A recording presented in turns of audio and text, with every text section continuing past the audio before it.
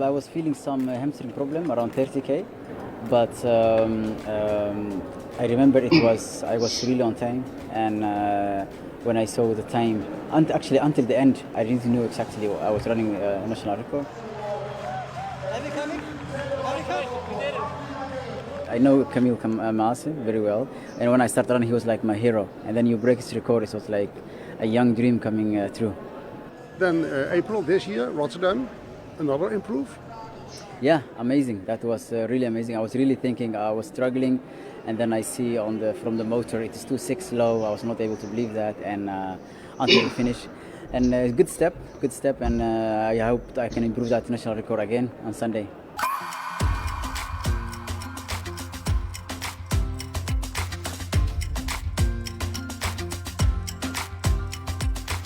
You're starting in the first group.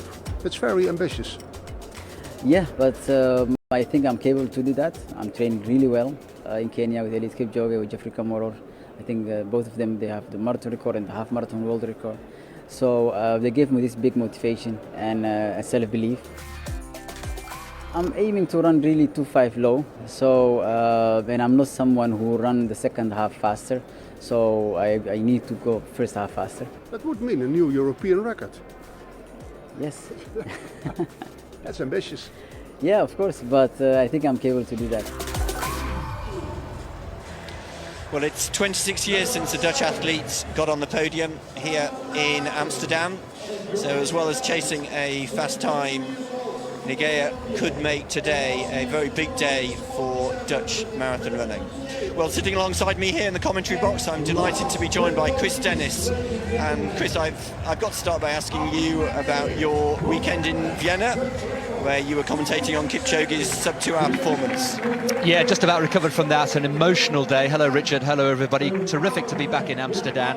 Yes, and we will talk, I'm sure, during the course of this race about that terrific performance by Eliud Kipchoge and the implications and the ramifications on marathon running all over the world. But we're here on the start line of the Amsterdam Marathon in this famous Olympic stadium. As you mentioned, staged the Olympics back in 19...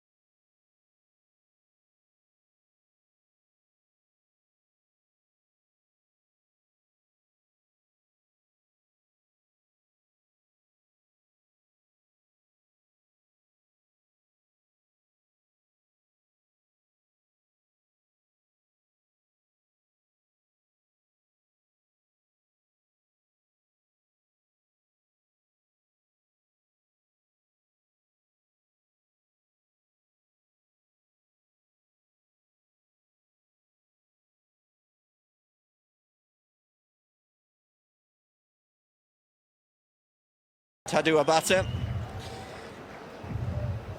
Yeah, Tadeu Abata from Ethiopia, just 22 years old, one of the younger elite athletes here, and of course Ethiopia and Kenya with this rich tradition and this terrific track record here in Amsterdam. They're the pacemakers. We'll talk you through the times, but essentially the leading group, led by two Kiptus, Edwin and Frederick, will be going out in 62.30, which is pretty keen. Slightly quicker than the same race last year. So nervous tension. 17,000 coiled springs rating to go.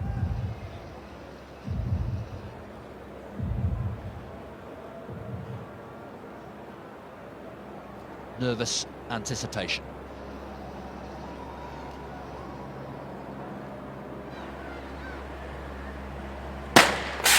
And away we go, the 44th Amsterdam Marathon. In 2019, is officially underway. 42.195 kilometres, 26.2 miles if you prefer the distance in old money, lie ahead. And we've already seen the course, and it's a terrific course. And we've got a great field here. And we'll, of course, bring you the elite athletes' progress. We'll give you as many split times as we can. And Richard, course records potentially up for grabs, and interesting in that interview there with Abdi Nagaya there, a potential European record, Mo Farah 2:05.11. Yes, I mean, it would be amazing if Abdi could get close to Mo's European record. And I think the great thing about Nagaya's career since he moved up to the marathon is that as the years have gone by, he's just chipped away at his best time. You know, he ran his first marathon in Eindhoven, ran 2:11, and here in Amsterdam we saw him 3 years ago, ran 2:10, and now he's lowered that. He ran 2:08 in Amsterdam, and then in Rotterdam earlier this year ran a 2:06. So every year almost we've seen him reduce his best time, and the big question today is whether he can go even faster than 6 months ago when he set a new Dutch marathon record of 2:06.17. So if he goes faster, that would be a big achievement. If he can get anywhere near Mo's 2:05.11, he'd have to run a minute faster, just over a minute faster than his best to beat that record. But that's what he's been talking about. Yeah, very encouraging indeed. So half a kilometre into this famous course.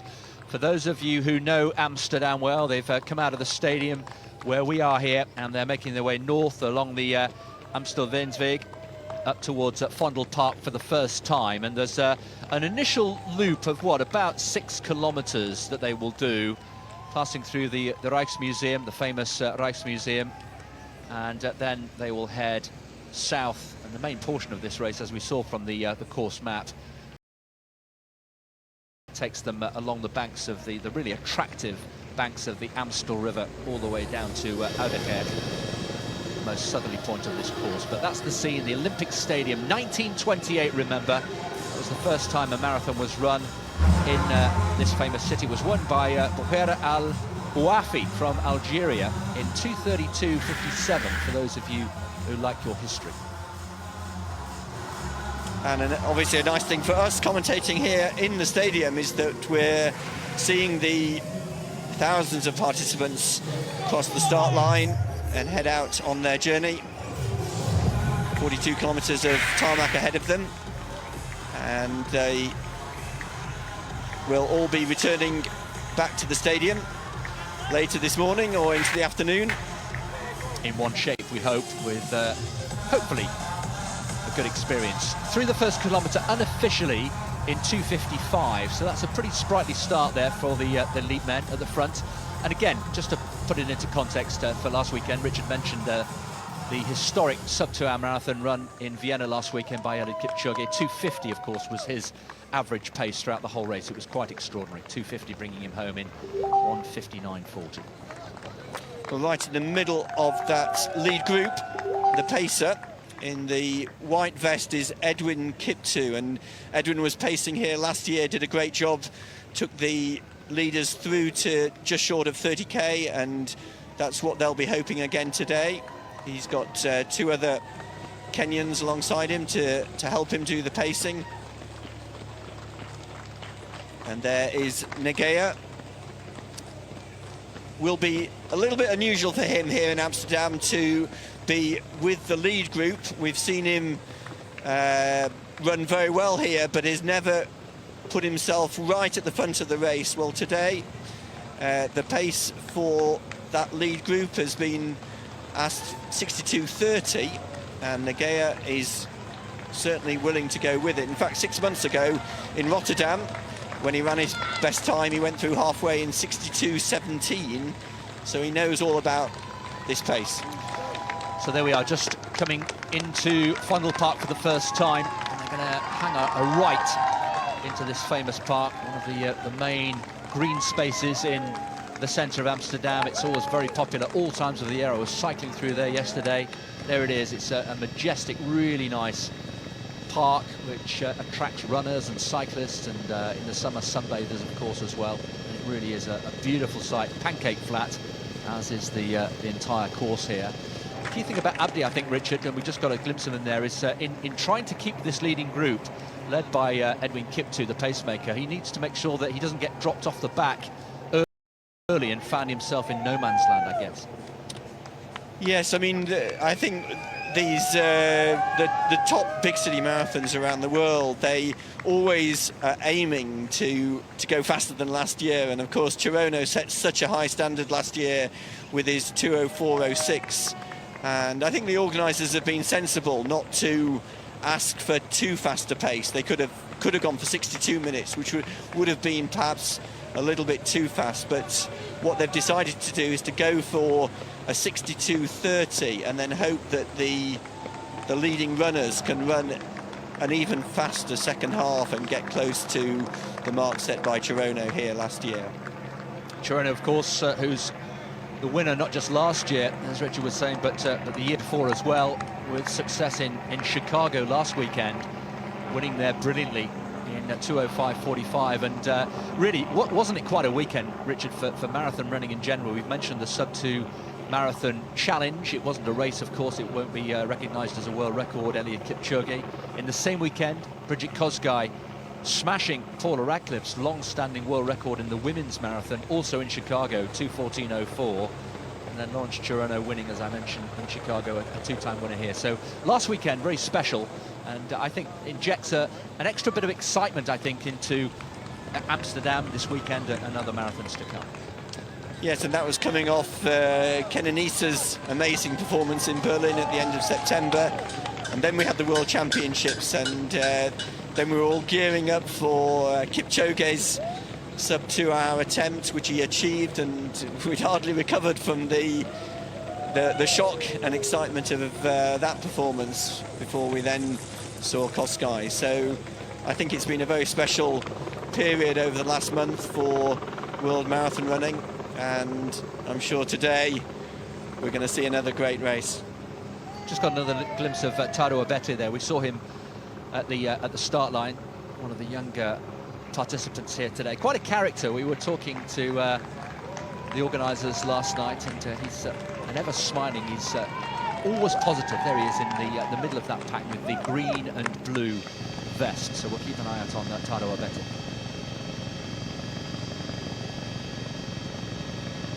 Yes, he won his last marathon in Hamburg just 6 months ago in very, very different conditions. It was pouring down with rain for most of the race, so he'll be pleased that the conditions are a bit kinder today.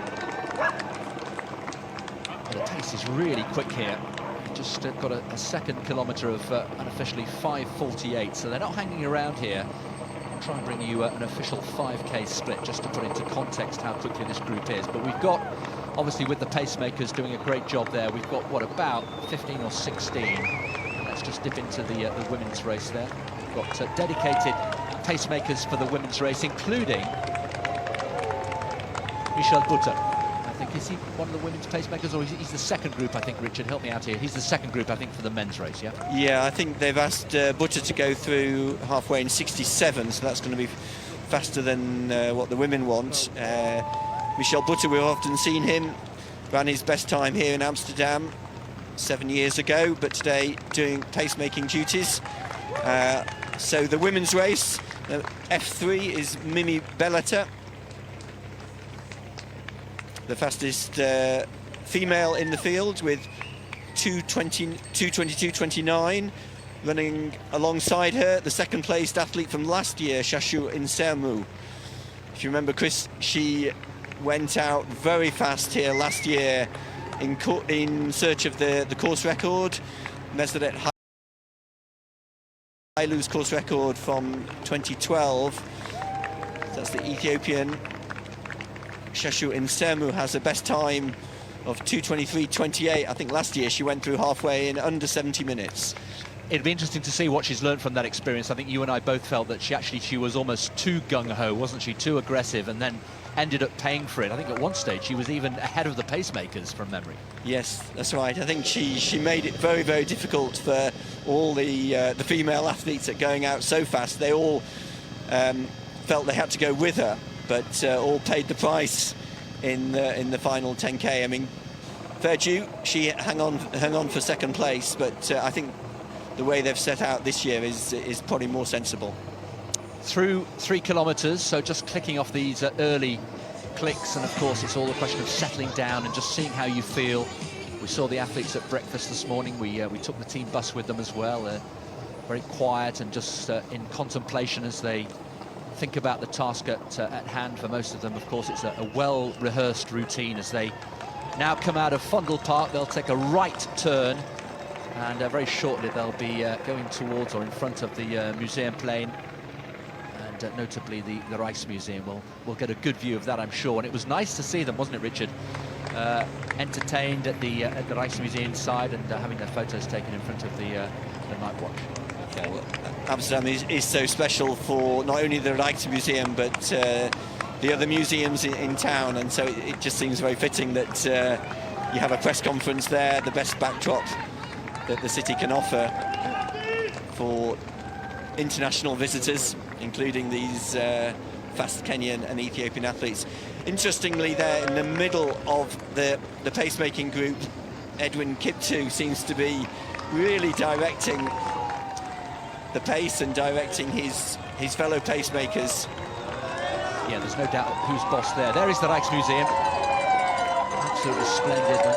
Underwent a major refurbishment. They're going to turn right and go through the arches and into the museum plain. And not surprisingly, the marathon there showcasing, if you like, Amsterdam in all its glory. And it doesn't get much better than that. Going through the arches of this famous museum, which of course is more than just about the night watch, which actually is being restored at the moment.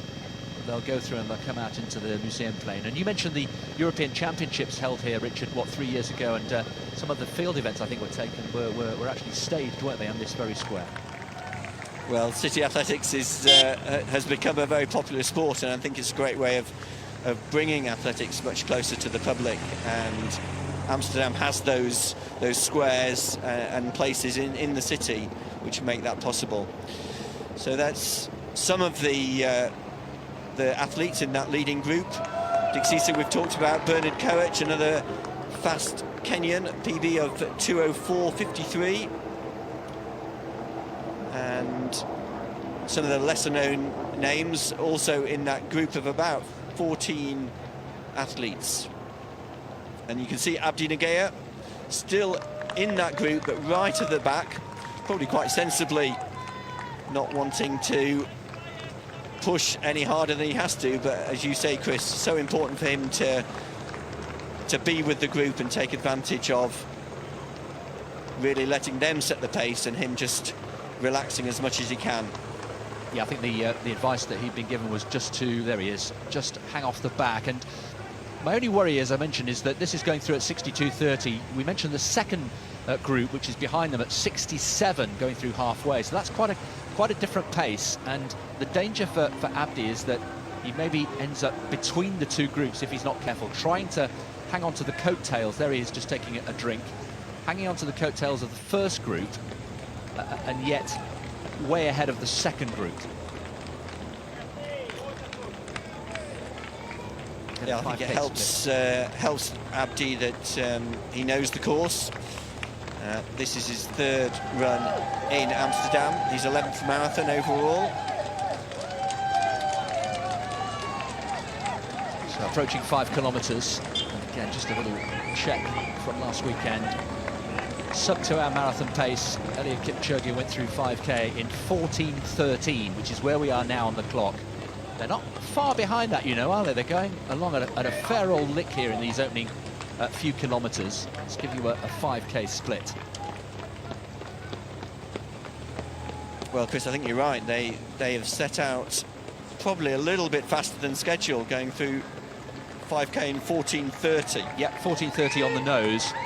And that is lively. That will put them, that will put them inside on this pace, 2:03 pace. That's quick. Well, Nagea still there, still in that leading group, just trying to hang on. Importantly, took his first bottle at the 5 kilometre drink station.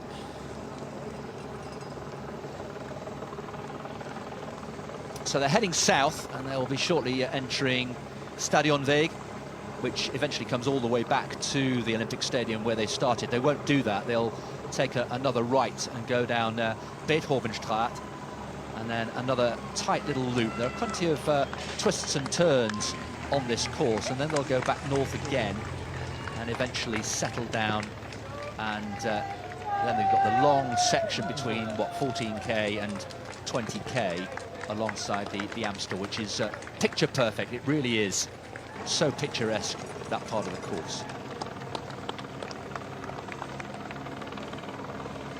Number 11 on the right of the screen is another Kenyan athlete, Morris Gachaga.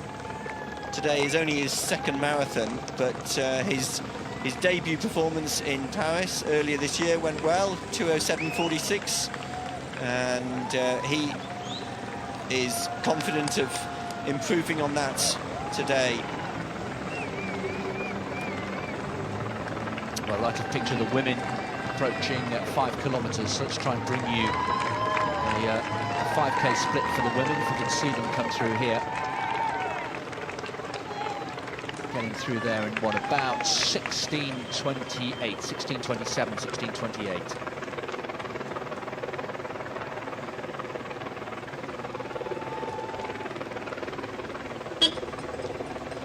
I think the women have got a few more paces because they've got both male pacemakers and female pacemakers, and just other men who are not pacemaking but looking for a time of around that 2:20. So they won't be short of people to run with. I think in the men's race, the question is how far the pacemakers can take them. If they can do a good job, we would expect the pacemakers to be still at the front of that group through 25k and maybe as far as 30k. Yeah, Edwin Kiptu, you mentioned, did a terrific job last year. He's got a half marathon best of 59:26. He's never actually run an entire marathon. This is he's won 3 half marathons already in 2019. So quite a prolific runner, 14 in total. In Copenhagen in September. There is Dick Caesar. We've talked about him, 25 years old. Finished 3rd here, so again he will have the experience of knowing this course. And the word is that he's in good shape. I think, Chris, he's in good shape. I think last year, 2018, was a great year for him. I remember being in Mumbai at the start of 2018 when he won Mumbai in 2:09 in pretty difficult and different conditions to what he's got here in Amsterdam, and then he went on to Hamburg and won there. So he had 2 very big city wins in 2018. 2019 has been a slightly different year for him. Went to Boston and didn't finish the race there, but we were talking with his coach Gaetano Tessima yesterday, and Gaetano said he's done all the training and he's ready to race well. It'll be interesting to see if he can win here today. Yeah, he wasn't able to finish in Boston, was he? So that's a DNF for 2019. In fact, he hasn't had any specific race preparation for the Amsterdam Marathon today. And I think we were hearing yesterday, sometimes that can be no bad thing. Well, in the women's race, just spotted a British athlete on the left of the screen in the blue vest from Hastings AC, Ross Skelton. One of those athletes, as I say, he's not there for pacemaking. He's there to run his own race, and he'll be aiming for a time of around 2:20. As we said, the pacemakers for the women's race have been asked to go through halfway in 70:30, and if they keep that pace, they would be inside the course record set by Meseret Hainu here in 2012, which is 2:21.09. We've been really spoilt in recent years, haven't we, with course records. Laurence Chirono beating the course record. In fact, in the men's race, the course record has gone in each of the last 3 years. Last year with Chirono, the year before that by Chirono again. And Daniel Wanjiru won here in 2016, also in a course record. Yeah, and I think the fastest five times that have been run here in Amsterdam have taken place in the last 2 years, and that just shows how the race has moved on. I remember being here to watch Haile when he won here 14 years ago in 2005. He ran 2:06.20, and now we're talking about 2:04, 2:05. So every year, it seems the course record gets quicker and quicker. Whether that'll happen again today, that's another big ask, but that's what we're hoping, and what the organisers have asked the athletes to aim for. Well, it'll be interesting psychologically. Eliud Kipchoge last weekend was asked, what do you think this sub-2-hour marathon success will do to marathon running? And he's absolutely convinced that now people know that it's physically possible, humanly possible, to run a marathon in under 2 hours, even though, of course, last weekend wasn't officially recognised as a world record. He thinks that will have an impact on big city marathons like Amsterdam, like Rotterdam, like marathons all over the world. Now that people know that barrier has been broken, he thinks that will take off the shackles, if you like, and it will allow people to have the confidence to say, okay, fine, we know it's possible now, and that 2:01.39, that's the official world record held by Kipchoge, that should start to come down. And you mentioned Kenenisa Bekele running in Berlin, only 2 seconds outside of that, and that's a matchup. That's a head-to-head I think many people would like to see now. Yes, I mean, Kenenisa and Kipchoge, they have raced each other, but I don't think they've ever raced each other when both of them have been at their best. And I suppose I'm talking about Kenenisa, really, because Kenenisa's marathon career over the last 5 or 6 years has been rather up and down, which certainly can't be said of Kipchoge's record. 12 marathons, 11 victories, and even his second place finish in Berlin was behind Wilson Kipsang when he set a new world record. So Kipchoge, the consistent performer, consistent world class. Kenenisa has shown us how good he can be, and yes, Chris, it would be fascinating to bring them both together when they're both at their best. So the runners here, these are the elite men, 7.5 kilometres, approaching what, half an hour of running here in Amsterdam this morning on a really nice, pleasant autumnal morning. And there is Yenu Alimiru, of course, who we know very much on the track, the Ethiopian, 28 years old now. He's a 2:08.56 at best marathon runner, Olympic and world finalist in 5,000 metres. So we know all about him, and we remember many tussles with Mo Farah and the other leading track athletes. He's just a little bit away. And how worried are you about that? Is that a gap between Abdi and the rest of that group that concerns you, Richard? Well, I'm not concerned. I think Abdi is still in contact with the group. I think that certainly can't be said about the Ethiopian, Alimiru. He seems as though he is struggling, and when we talk about struggling, you only need to be a few % off your best, and you're going to find this pace difficult, even with a best time of 2:08. That's Alimiru's best time. Well, Abdi, I think, as we said earlier, if things go really well for him today, he might get close to Mo Farah's European record set just a year ago in Chicago. Mo wasn't able to replicate that type of performance last Sunday. No, disappointing run from Mo Farah, but Abdi looking and sounding really confident, wasn't he? And benefiting from having trained with Eliud in Captabat. He's known as the nomad, isn't he, really, Abdi? Yes, Valentine, his manager, was saying how Abdi used to travel to Ethiopia for training, Kenya for training, sometimes be in Holland, but now he seems as though he's found his best base.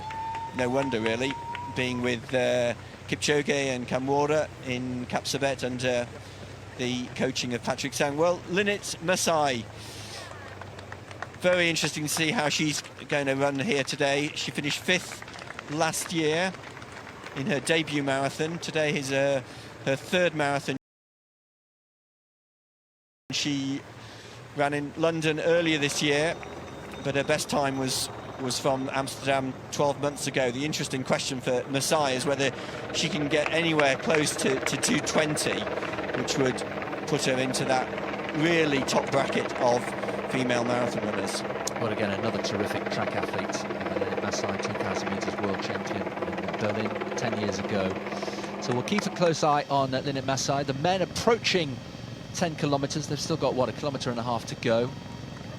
And at the moment, they're making their way back up, going north, having been around a little loop through 8 and 9 kilometres, back along Stadionweg, and then they're going to hit Churchilaan, and will head east, due east, before they eventually hit the Amstel. They'll hit the Amstel at about 12 kilometres. And that's quite a tough part of the course in many ways, not only because they might feel a little bit of headwind as they head south. We've heard that there's a little bit of wind. We'll probably just say it's a breeze really coming from the south. So they might feel that as they get onto the shores of the Amstel. But then at the turnaround point at Ouderkerk, just short of halfway, they start to head back north into the city centre. And that's why the second half of today's race might be run slightly faster than the first half. You know, if the wind behaves as predicted, they'd have a really welcome tailwind in the last 7 kilometres as they head due west. So any effect of a slight headwind between, say, 15 and 20 kilometres shouldn't be something to be worried about at all as they hit 9 kilometres now. So we'll bring you a 10k split. Remember, they went through 5 kilometres, the leading men, in 14:30, which is a really lively pace, and it looks as though they've been maintaining that quite nicely here. Also got the splits from Lawrence Chirono's course record from last year. He went through 29:08 last year on his way to that new course record, so it'll be interesting to see how close to that they are today. Yes, I think he went through halfway 62:11, and so came home second half negative split under 62 minutes, and that's why he was able to take so much off the course record, his own course record from 2017. Yeah, took over a minute off that record, and nice relaxed style. Abdi Nagea, looking really nice. Of course, the runners on the right-hand side, left of picture there, have the joy of seeing the elite men. One of the joys of big city marathon running, of course, is you share exactly the same course as the best in the business. There aren't many sports you can say that. One of the interesting debutants in the women's field is the Ethiopian Degetu Azmaru. She's running alongside Mimi Belata and Shashu Insermu. She comes into the race with a very fast half marathon in Ras Al Khaimah, which she ran in February. PB in the half marathon of 66:07, which is by far the fastest half marathon time in that elite women's field. But today is her debut, so no experience at the marathon, and that's probably going to come into. There you are. There's on the right-hand side the 3 Ethiopian athletes. I'm calling Mimi Belata Ethiopian-born, now running for Bahrain. Mimi Belata running alongside Degetu Alimiru and Shashu Insermu. Well, the 3 of them going really nicely. I will try and bring you a 10-kilometre split for the men's race. They're approaching 10 kilometres now.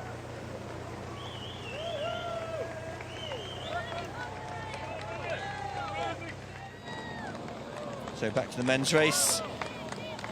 Still a large group, as we expected, of about 15 athletes. Kenyan, Ethiopian, and the Somalian-born Dutch athlete, Abdi Nagea. Unofficially 29:27 through 10 kilometres, so they have slowed slightly, in fact quite appreciably, from that first 5 kilometre split, so maybe that was a little bit too keen from Edwin Kiptu and his fellow pacemakers, so they've just reined it in a little bit. But 29.27 compares to 29.08 last year. Lawrence Chirono on his way to that course record. I think it probably explains why Abdi Nagea was just hanging back. He was probably aware, both in terms of the feeling as well as looking at his watch, that they were going very fast. So 29.27 through 10k, and that is ahead of the pace that Chirono set last year, or that when he ran his course record 2:04.06, they went through 7 seconds slower.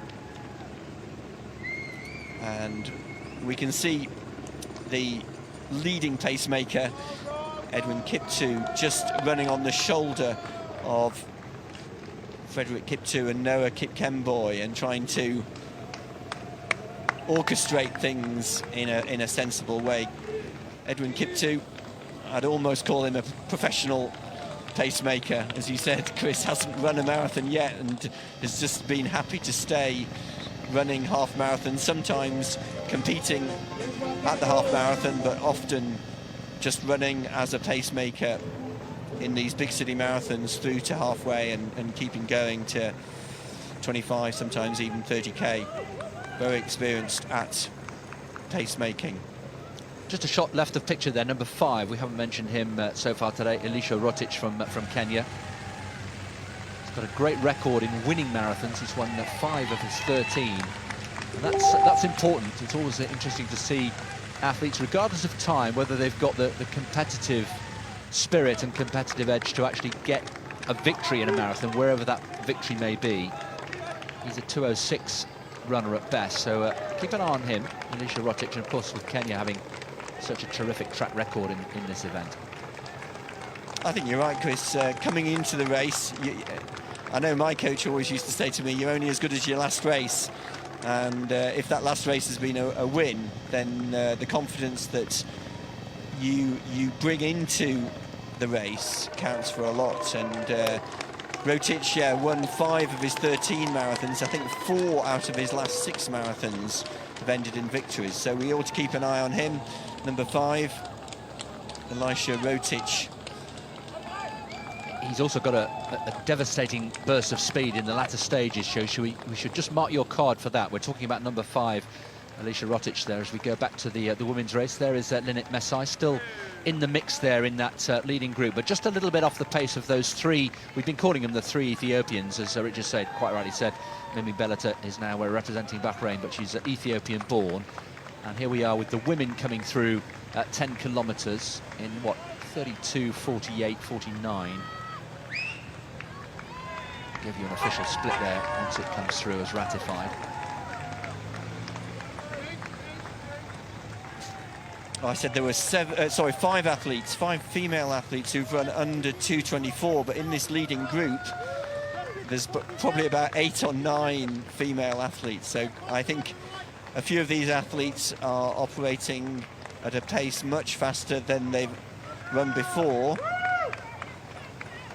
Well, at the moment, they're on sub-220 pace, having gone through 10 kilometres inside 32.50. F8, sorry, Wokanish Alamu. She's in the same training group as Degetu Azmeru and Haven Hailu. So F5 in the picture, Guteni Shona has a best time of 2:23.32, which he ran in Houston. And right at the back of picture there, another of the race favourites, F2 Asmera Gebru, finished 3rd here last year behind Tadalic Bekele and Shashu Insermu. So we've got all the favourites in the women's race in that leading group, and a few others too. And still going really nicely through 11 kilometres. Very shortly they're going to take another sharp right, and that'll be the last kilometre before they hit the Amstel River for the first time.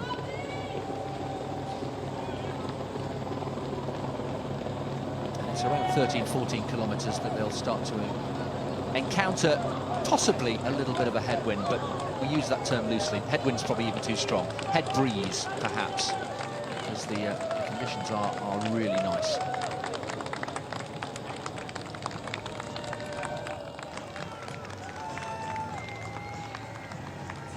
Job of the pacemakers, of course, really important and often underestimated, Rich, as I always feel. It's a huge responsibility, isn't it, to provide the pace that's required and make sure that it's bang on the money, and that takes a lot of experience. Well, I was just reading about what was happening last week in Vienna and hearing how so many of the pacemakers were so nervous about the duty that had been put on them. And you know, you were telling me, Chris, that they were in Vienna a month before the race, practicing on the very course that they were going to be running, and even you know, Bernard Lagat, very experienced pacemaker, just you know, expressing his nerves, wanting to support his friend Kipchoge to get him to that record. Absolutely right. It was a huge responsibility, a huge honour, and the team spirit, I kid you not, was genuine between all the pacemakers. They were so pleased for Elliot, so honoured to be part of history, and the choreography that it was involved in the teams of pacemakers coming in and going out, this sort of drop-in, drop-out system they had, with 2 at the front, 2 behind, 1 captain, then Elliot, then 2 wingmen. It was beautiful. It was almost like a choreographed dance that had been perfected and perfected again. Each man knew exactly what he had to do, when he had to do it. And it's those small details, of course, those marginal gains, as they're called, which all contributed to the final result, which was, of course, a little bit of sporting history.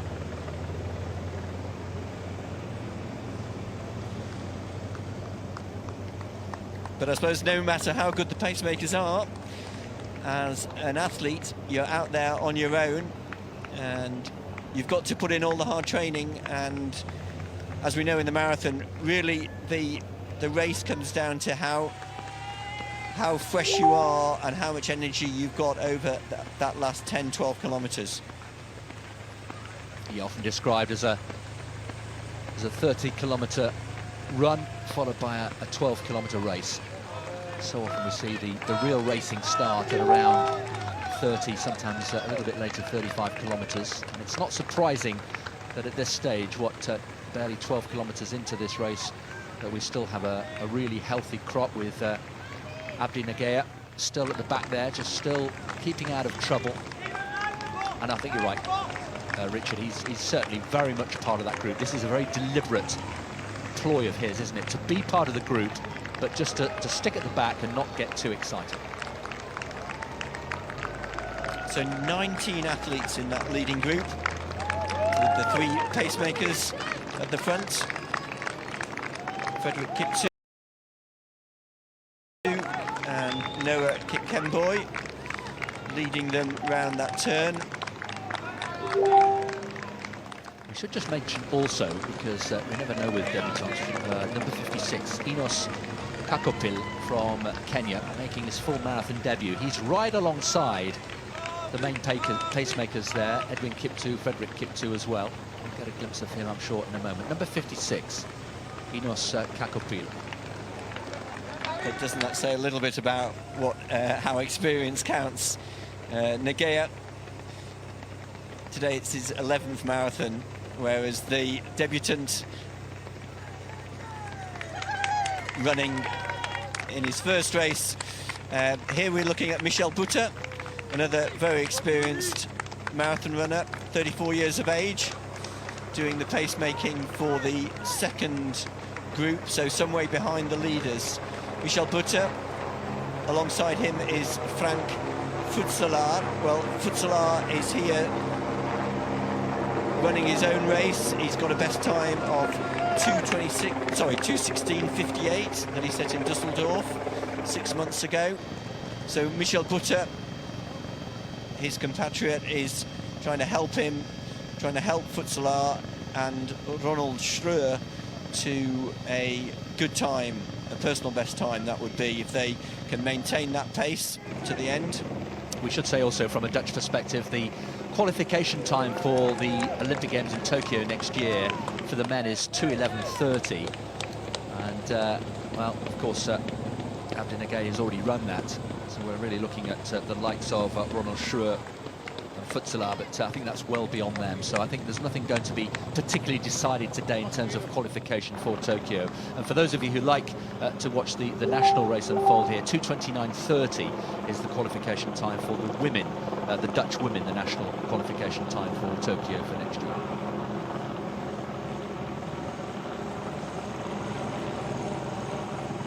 So approaching 14 kilometres, and it's at 14 kilometres we will get our first glimpse proper of the Amstel River. And they will again turn sharp right, and they will be then along the towpath, and we'll see, well, some fabulous properties, Richard. I'm always in awe of some of the residences we see literally on the banks of the Amstel. Beautiful place to live. And I hope we're going to see some of the beautiful windmills on the banks of the Amstel. I've got friends here in Holland who are often down on the river, and there we see the rowers out on the Amstel River, used for some of the big competitions here in Holland. Holland is a rowing nation as well as a running nation, and got many big sports, hockey, of course, road cycling. We may even see some flyboarders later on. If you don't want to know what the flyboarders are, you'll know as soon as you see them. It's quite a sight. So 14 kilometres, and here we are. The runners have reached the banks of the Amstel. They'll stay on the river now for the next 10 kilometres on this out and back stretch down to Oudekerk, which they reach at 20 kilometres, and cross the bridge and then come back on the south side of the river back towards the business district and past the Johan Cruyff Arena. Big motorway, by the way, or it's part of the ring road, the A10, one of the main arteries into and out of Amsterdam, and they will go underneath that on the way out, and again on the way back.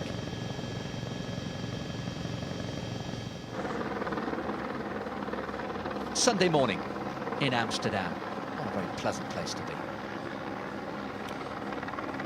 Yes, we've heard talk that the organisers here in Amsterdam have been considering changing the course, trying to make it even faster than it is, and one of the things under review is whether to take out this stretch along the river. I think the concern has been in recent years that when the weather hasn't been quite as kind as it is today, this is where the runners would feel the wind, and wind means slower times, and organisers are always looking for ways to make their course faster. So it's possible that in the years ahead we might see a change in the course, and that would be a bit of a pity in terms of seeing the sights of the city, the windmills and the beautiful stretch that the runners have along the river. You can see the runners left of picture have gone underneath the A10, the main road into and out of Amsterdam, and the green area left of picture there, which will be on the right-hand side of the runners, is the Amstel Park, one of the other main parks in Amsterdam.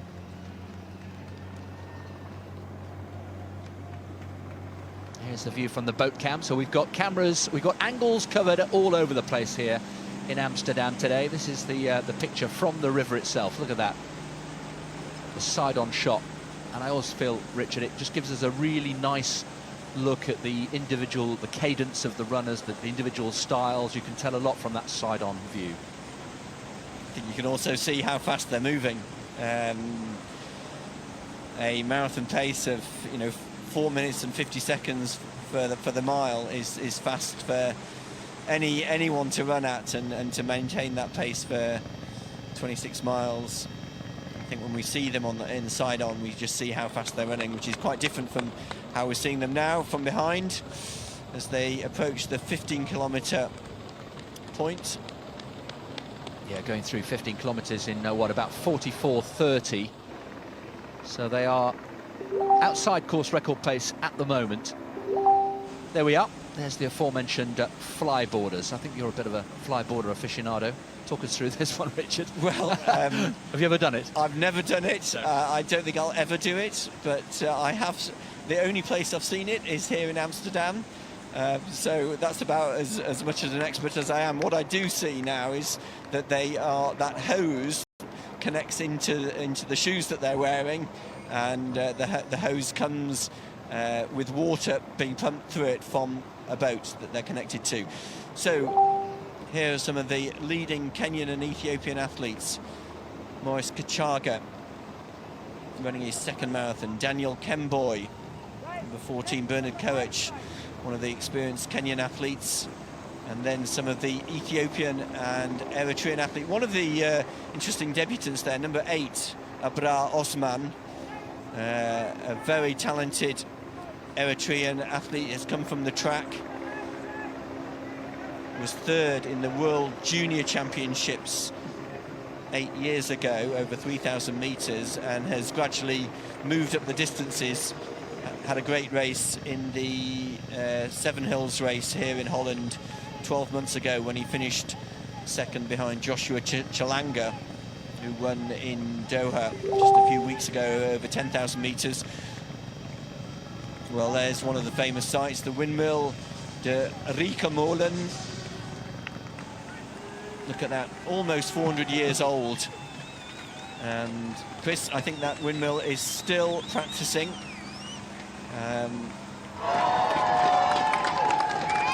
it's quite a sight, and great support actually at this particular part of the course. And of course the spectators, as always, will play their part, and goodness me, they played their part in Vienna last weekend on the Hauptallee in the Austrian capital to get Kipchoge home. Pacemakers still looking good, still working as a team, still with Edwin Kiptu there, centre of picture, directing proceedings. There's quite a lot of communication, isn't there, which is good to see. He's encouraging, cajoling, he's making sure that his fellow pacemakers know their job and they stick to it. And you see the athletes with their drink bottles. Quite strict rules about drinking and passing bottles from athlete to athlete. The pacemakers are allowed to share drinks bottles, but the pacemakers are not allowed under IAAF rules to pass their drinks bottle to the other athletes who are finishing. In other words, if you're not finishing the race, you're not allowed to share bottles with athletes who are finishing the race. Just a little update on Abdi Nagai. He's very much now in the middle of that group. There he is, looking much more comfortable. And we just got a glimpse there of number 17, Leonard Korir, former Kenyan, now US, just starting to drop off the back of that group. Right of picture, he's just out of shot, and maybe starting to struggle and starting to feel this pace. I think, Chris, you mentioned earlier how the gap between this leading group and the second group is so big that that forces many of the athletes to kind of make a gamble, and some of them then have to operate at a slightly faster pace than they want. Well, we talked about the weather, how important that is. The temperature is creeping up, but it's still very, very nice marathon conditions. They often say the optimum conditions are 50 degrees in Fahrenheit, and that's about exactly what we've got, 11 degrees. And I think it's likely to creep up a few more degrees over the next couple of hours, but that still is very nice for marathon running. Would be perhaps more significant for the amateur runners, the fun runners later on in the race. But Abdi Nagai looking really comfortable into his running now. Born in Somalia, moved to the Netherlands at age 6 and stayed there here in the Netherlands for about 4 years. Then he moved to Syria and back to Somalia with family before returning to the Netherlands before a little spell in Ethiopia. So the nomadic label that he's got is entirely justified. Here are the women coming through 15 kilometers now, just inside 50 minutes. That's what, 49 29. Well, again, we'll bring you the official split on 15 kilometres for the women. But again, starting to spread out a little bit. And it is quite narrow as well. I'm not sure whether that would also be a factor, Richard, in the organisers. You mentioned them thinking about making changes. Wind, I agree, is the main one, because they want to shave more time off. But it is pretty narrow on the banks of the Amstel. It is, and we saw that there in that leading women's group, because you've got about 7 or 8 of the top women in the race alongside their pacemakers, but also alongside male athletes who are aiming themselves for that 2:20, 2:22 finishing time. So it's the women's front group is as big as that men's group, if not slightly bigger. And so, as you say, quite narrow, but they're moving along nicely. Interesting to see Linnet Masai. She's also, like Abdi Nagea, coached by Patrick Sang, part of that elite group in Kapsabet.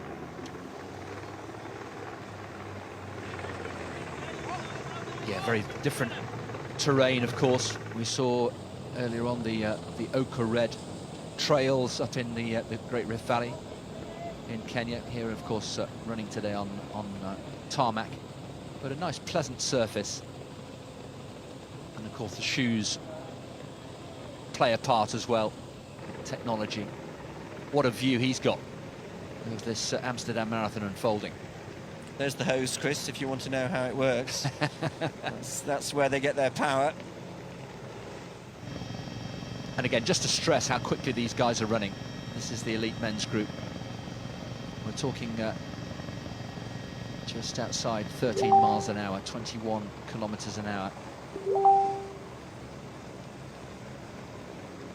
To sustain that for as long as they do is quite extraordinary. There is the aforementioned number 56 there, the debutant from Kenya. Still there. Still a long way to go, though. So back to the front of the women's race. Mimi Bellata just running behind Maria Sionescu, who's a pacemaker. In the middle there, Fikadu Girma, Ethiopian pacemaker. And Shashu Insermu, last year's second placer. She's also just off the back of, running on the shoulder of the pacemakers. And as we've seen before, another Ethiopian F15, I think that's Degitu Asmiru, the young 20-year-old making her debut here in Amsterdam. So both groups, the leading men and the leading women, both safely through 15 kilometres. There'll be a few more kilometres to go until the most southerly point of the course. That's at almost exactly 20 kilometres, just before halfway. And then they'll turn at Oudekerk back north. They'll cross over a bridge over the Amstel, and then they'll make their way back on the opposite side of the river, north back towards the centre of Amsterdam. There's Abdi again, just that little gap which we're not concerned at all about. He's just giving himself a little bit of breathing space at the back of that group. But it's been quite a... He's packed a lot into his 30 years, hasn't he, in terms of his travel and where he's based, and it's quite an extraordinary story just from a human interest point of view. Yeah, I mean, he's a great guy. I think, yeah, you talked about him as being a bit of a nomad, and I know that I think he has done some training in Ethiopia. I think he was did some training with Mo Farah at one stage, but has very much settled now in Kapsabet with Kipchoge's group, and seems to be very happy there. And we can see that his results have borne fruit. I mean, he ran his fastest time over the half marathon earlier this year in Marugame, 60:24, and he's now really starting to think of himself as in that top bracket, and it would be a huge achievement for him here to make the podium. I know people have talked about him as an even possible winner, which would be a huge achievement, but so often we've seen him in Amsterdam just going for a time, and he's achieved some great things. He achieved his Olympic qualifying time here in Amsterdam. 4 years ago, and then came back last year and ran a best time. But today, it's not just about the time, it's also to see whether he can at least get on the podium. Running very, very sensibly and controlled. Yeah, there he is at the back of the group there, centre of picture. And the ethos, the work ethic that is laid down by Patrick Sang and that group. It's a really close-knit group, isn't it? And there are no egos at all, including the great Eliud Kipchoge. We were saying yesterday, last weekend in Vienna, that they all take their turn of doing menial tasks, menial for many people, chopping vegetables, even a rota for cleaning the toilets, and however big you are, however big the name, everybody takes their turn. There's a gardening duties as well. It's a really close-knit group where everybody plays a role, and that nobody is more important than the other, and that's all feeds into why that group is so successful under the tutelage of Patrick Sang. So to be part of that group, I mean, for goodness sake, Richard, to have the world record holder in the marathon and the world record in the half marathon as your two training partners, or two of your training partners, that's pretty special. And Abdi mentioned that, didn't he, in his pre-race interview, the confidence that you get from being part of that group. And it's they're living out, what was it, Julius Nieri's slogan, Harambe, pulling together, that's exactly what you're talking about. They work together, no one is superior to the other, and that's not just in the duties, it's in their attitude. They help each other, and I think obviously Kipchoge's success and has rubbed off on so many others, including Nagea, and that's no surprise why he wants to stay part of that group. Yeah, it's a terrific formula, and of course Kipchoge himself lives in some luxury just a few kilometres away from Kaptebet, but chooses to stay with the group in less luxurious surroundings because it's important to be part of the training group. Through 19 kilometres then, approaching the 20k mark, and they're just a kilometre away from turning over the Amstel. They'll take a left turn over the bridge, and then they'll double back on themselves, and psychologically that means they'll be very close to the second half of the race. There is the bridge that they're going to cross at Oudekerk. Well known in Amsterdam and probably throughout Holland. It's a very old village. Oudekerk, meaning old church. I'm not sure whether we're going to see the church which gives the village its name, but as we've seen already with the windmills, so much of Holland's history is traced back to the 17th century. There we are at the turnaround point.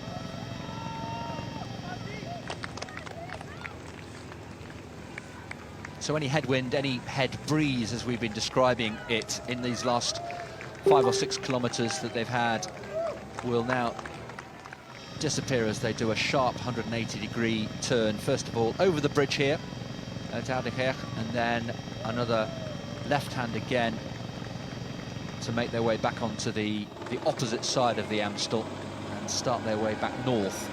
And the next milestone, of course, will be 20 kilometres, and then very quickly after that, we will get a halfway split.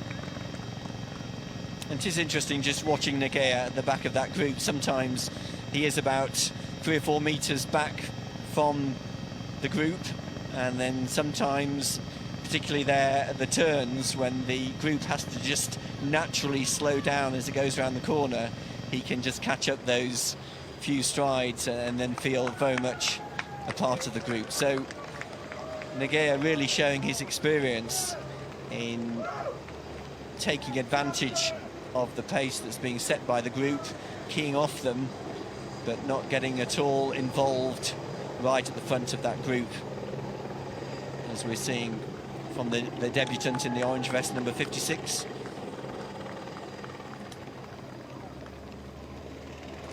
Mentioned there, number 4, Bernard Koech, has the second fastest time in the field, having gone under 2 hours and 5 minutes in Dubai 6 years ago. So approaching the 20-kilometre mark there, you can see the black arch that they will cross under. Here it is. So we'll give you an unofficial 20k split. So comfortably inside the 60 minutes, going through in, what, about 59:48 for 20 kilometres.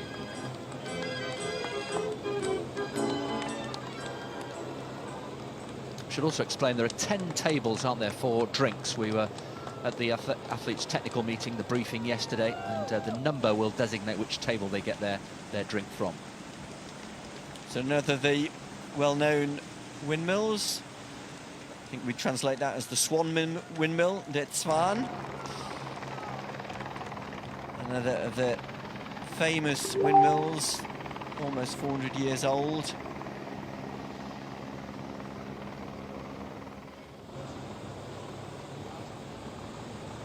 So one of the Kenyan athletes possibly starting to struggle a little bit, Lucas Rotich.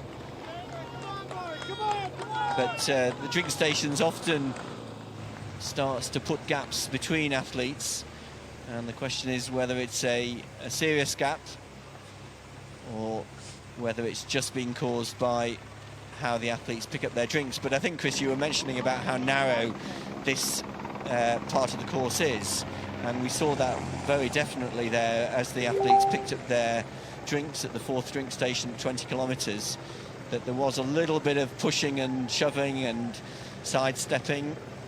And yeah, Lucas Rotich, number 9, he does seem to be, well, he's got a 10 or 15 metres to catch up if he's going to regain contact with the group. But still about 16 athletes, I think, in that leading group being led by the pacemakers. Official 20-kilometre split there, you can see 59:50, so they are appreciably outside Lawrence Chirono's course record from last year. Again, that gap at the back from Abdi Nagea's perspective, he's just settled down and quite wisely taking on plenty of fluid, and I'm sure now he can just work his way back and latch onto the back of that group. And the ability to take on board liquid and fluid, clearly very important to sustain this sort of effort throughout 42 kilometres. But the physical act of doing it, Richard, is so underestimated. And you think back to the likes of Mo Farah when he made the transition from track to road. He said he'd practiced it. He said he knew it was an important part. But you think back to the London Marathon where he made his full debut. He got it terribly wrong.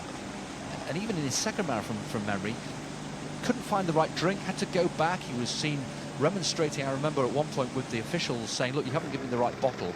It was actually, frankly, a bit of a mess. And he realised after that experience that actually it doesn't matter how fit you are, how finely tuned all the altitude training, a really important component part of running a marathon is the ability to find your drink and pick it up and drink it. I remember watching Mo in his first few marathons, and I was always amazed that he hadn't well, perfected, or he hadn't sort of learned how to do that. I remember when I moved up to the marathon, I was I put a drinks table out on the training routes that I used to run on and practice it. So here we go, through halfway, and the athletes are certainly going a little bit slower than we were expecting. We were expecting a halfway split of around 62:30, but it looked like they were just outside 63 minutes. Yeah, we'll bring you a halfway split as soon as we get that officially done, but I think you're right. Lawrence Chirono again last year went through in 62:11, and his kilometres per minute were absolutely metronomic, around 2:55 down to 2:54. Only one of his kilometres was at 3:02, so he was in fine form last year. So back to the women's race, and they're approaching the bridge at Oudekerk. Still about 8 or 9 elite women in that group, with pacemakers and some of the other male runners. Mimi Bellata has been right at the front of that group from the start, running just off the shoulder of Marios Ionescu, the pacemaker. So yeah, all the main protagonists are in there as they hit the bridge and they cross the Amstel, and they will hit the 20-kilometre mark very shortly. And there's a great glimpse of some of the other runners. Of course, plenty of opportunities if you're a decent club runner, maybe a sub-3-hour marathon runner. And, well, is that the first sign that Abdi is starting to lose touch with this group? Going through in exactly 63 minutes for halfway. Yeah, so quite a lot slower than we were expecting and then what the organisers had hoped for. But it's still possible that they could come home fast. I think one of the factors, if they are to do that, is going to be how far these pacemakers, and we talked about Edwin Kiptu's role as the chief pacemaker, if you like. He's now taken over right at the front of the race. Well, here's Abdi Nagea. Question is, he's asking the motorbike camera to give him a bit more space, but the question really is whether he can close that 10 to 15 metre gap. Yeah, 5 seconds off the rest of the group. He was through halfway, and it's just a question, and we flagged it up, didn't we, very early in the race, whether if he did get dropped, you know, it's a lonely place, isn't it? You've been there, I've been there, where you're not part of a group. Whatever time you're running, it can be soul destroying to be right out in isolation. So the women's race, they're just approaching now 20 kilometres, and they're going to go through 20 kilometres, 1:06:20, and to me that looks like they're certainly on schedule for course record pace. They were hoping to go through halfway in 70:30. There's a good example of how not to pick up your drinks bottle. You don't really want to be losing a few seconds, and you certainly don't want to lose your stride. But here we are, back at the men's race on the right of the screen there. Edwin Kiptu. And we're down to 2 pacemakers now, it's worth saying. Of the 3, the other Kiptu, Frederick, has dropped out. So it's now Kiptu and Edwin Kiptu and Noah Kipkemboi who are leading the way in terms of pacing. We've talked a lot about course records. Well, I reckon that the women are more likely to break the course record. There's been a lot of talk. It's been 7 years since there's been a course record in the women's race here in Amsterdam. You have to go back to Meseret Hailu's winning performance here.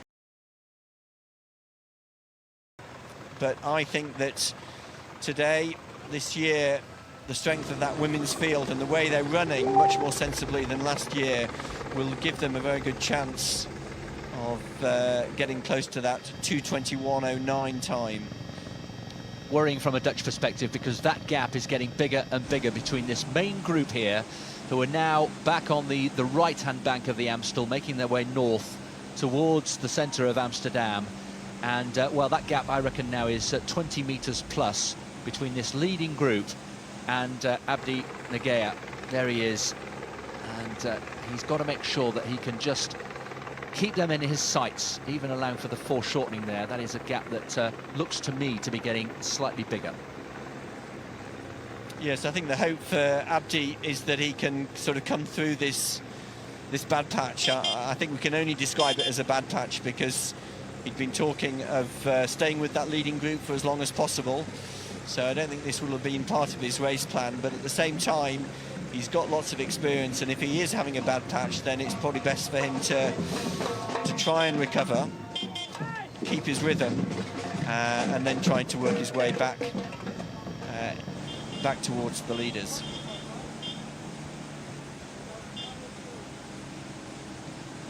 So through 23 kilometres, and well, in just under 10 kilometres time, the real racing will start, that's for sure. But still plenty of big names in there, as you would expect. It's what happens from 30k onwards that becomes interesting.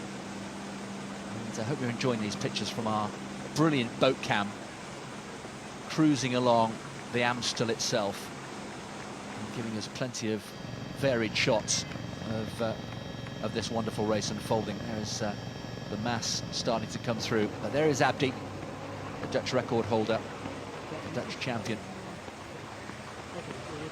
Still looking okay, even though he's been set adrift, Richard, from that main group. He's still looking pretty comfortable. He's got a very nice, smooth running action, nice marathon runners action, and yes, I think you're right. If he can keep the rhythm going, there's another Kenyan athlete who's just dropped off that leading group, so at least he's got someone to target. As the women go through halfway, well, they are actually ahead of course record schedule, 70 minutes and 1 second, so that would bring them home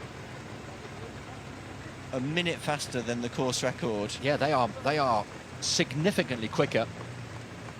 Meseret Hailu, back in 2012, you mentioned there, the course record holder, went through in 71.15 back in 2012. So we'll bring you confirmation of that halfway split for the women, but it was just outside 70 minutes, so they are on course for a course record. Well, that leading group in the men's race is just getting smaller and smaller, down to around 12 athletes now, 2 pacemakers, and that's another of the athletes who's Kenyan athlete Nicholas Rotich, who's struggling to stay with the leaders. And this is significant, isn't it, Richard? You mentioned that really it's all about having a target, and the target, the obvious target for Abdi at the moment is the man in front of him, Nicholas Rotich, and if he can just pick him off and then maybe hope that one of the others in that main group also starts to struggle, and then he can start to pick him off as well. A little bit of communication there between the two athletes. They're team members of well, of course. They train together, so they know each other well.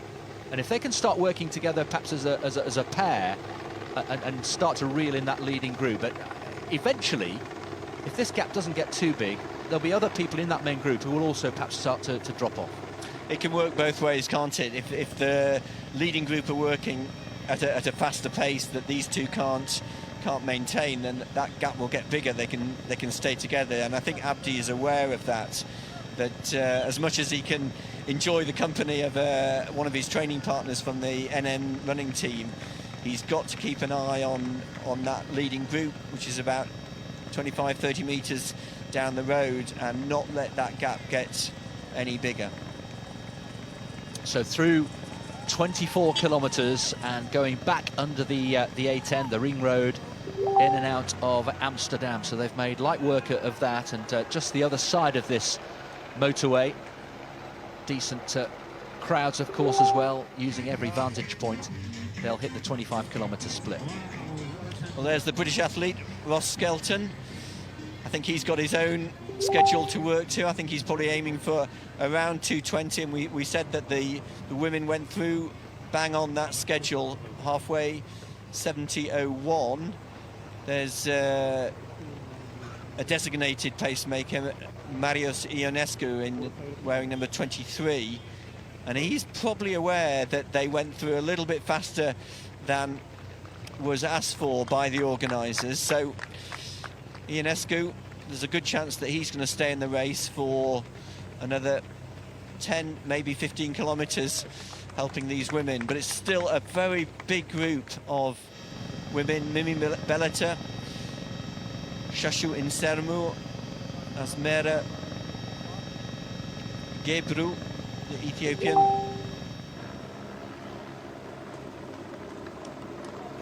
So approaching 25 kilometres in the men's race here in Amsterdam. And just a sense here that one of the pacemakers, Noah Kipkemboi there, on the left of picture, just starting to open his stride a little bit more. And that group, you know, is starting just to splinter a little bit. Not quite as compact as it was before. And they're really starting to put down the hammer here. Number 14, you can see there, Daniel Kemboi is just behind the two pacemakers. We've got Bernard Koech, also Kenyan. And of course, Kenya has dominated this race. 15 of the last 17 years in the men's race have been won by Kenyans. And the other two inevitably Ethiopians. And well, there is Abdi, the guy who's a Dutchman with his training partner alongside him. And we'll just try and get confirmation of how big that gap is. Yes, we might see as they go through 25k how far back those two athletes are. Get a nice overhead shot. through 25k, 1:14.26. Well, that gap back to Negea seems to be quite big now. This part of the course, where they just turn the corner, Abdi Negea is going to actually lose sight. So that's about 17, 18 seconds. So more, just over 100 meters, and getting some advice from the motorbike riders. But that is now quite a big gap, and we're in this section of the course as they head towards the business district, where probably the fewest number of spectators on the course. They've really got to run their own race, stay focused, and Abdi Negea hopefully will come out of that bad patch that he's probably in now, but to try and make his way back towards the leaders. And Chris, as you were saying, that leading group is now starting to splinter. Edwin Kiptu, the experienced pacemaker, right at the front. And I think we've lost the other pacemaker, so it is just down to Kiptu. Yeah, 3 pacemakers down to 1 now, as they make their way towards the 26-kilometre mark. And these next 10 kilometres, because once they hit 35, it really heralds the start of the home straight, if you like, the last 7 kilometres, where possibly they'll have a little bit of a tailwind. And there's confirmation of the 25k splits, 64.24 in fact, and that compares to 63.49, the course record set by Lawrence Chirono last year. So they're about 40 seconds outside course record pace, in contrast to the women, who are comfortably inside the women's course record. Yeah, so about half a minute outside Lawrence Chirono's course record schedule. Course record set last year, as we said. The Eritrean Abra Osman is still in that leading group, number 18, as is Vincent Kipchumba, has come into this race off the back of a big win in Vienna earlier this year, ran his PB there, 2:06.56. So he definitely one of the favourites, if he can repeat his victory from earlier this year. Well, Amsterdam still, of course, going about its business on a Sunday morning. 26 kilometres now through. Another opportunity to take on fuel. Most of these will take it, I'm sure, at this stage. There's a Rotic. So all the big names are in there. Dick Sisa, number 3, who was 3rd last year. Bernard Koech, number 4 from Kenya. Elisa Rotic, we saw a glimpse of him there. There he is, just on the shoulder of the pacemaker. Abdi Negea, we think is, what, about 100 metres or so off this leading group. Tadu Abate, Vincent Kipchumba we just saw as well. And Abra Osman, one of the debutants, also in this leading group. So Abdi just picking up his drink at just beyond 25 kilometres. You can actually see, Richard, that the second pacemaker, Noah Kipkemboy, has dropped back and is now essentially pacing the 2 athletes who are off this leading group. Well, that could be a big help for Negea, give him some chance of getting back in contact with this group, or at least give him some hope of picking off the athletes as they drop off this group, which you can see now is happening as Kiptu really stretches them out, doing a great job as pacemaker. So women approaching 25 kilometres, right of picture, with their dedicated pacemakers doing a terrific job. All the main names, the big names in the women's race are still in there, and they are inside course record pace, and that's quite a group there, isn't it? We've got, what, about 6 or so. We've obviously got some excellent elite men in there as well for company, as well as the pacemakers. But in terms of the elite women, we've got a group there of, what, about 7 or 8, maybe 9 of the top women, all still in there together. Yes, right in the middle of that group, we're just seeing F2 as Mera Gebru. I think she's definitely one of the favourites.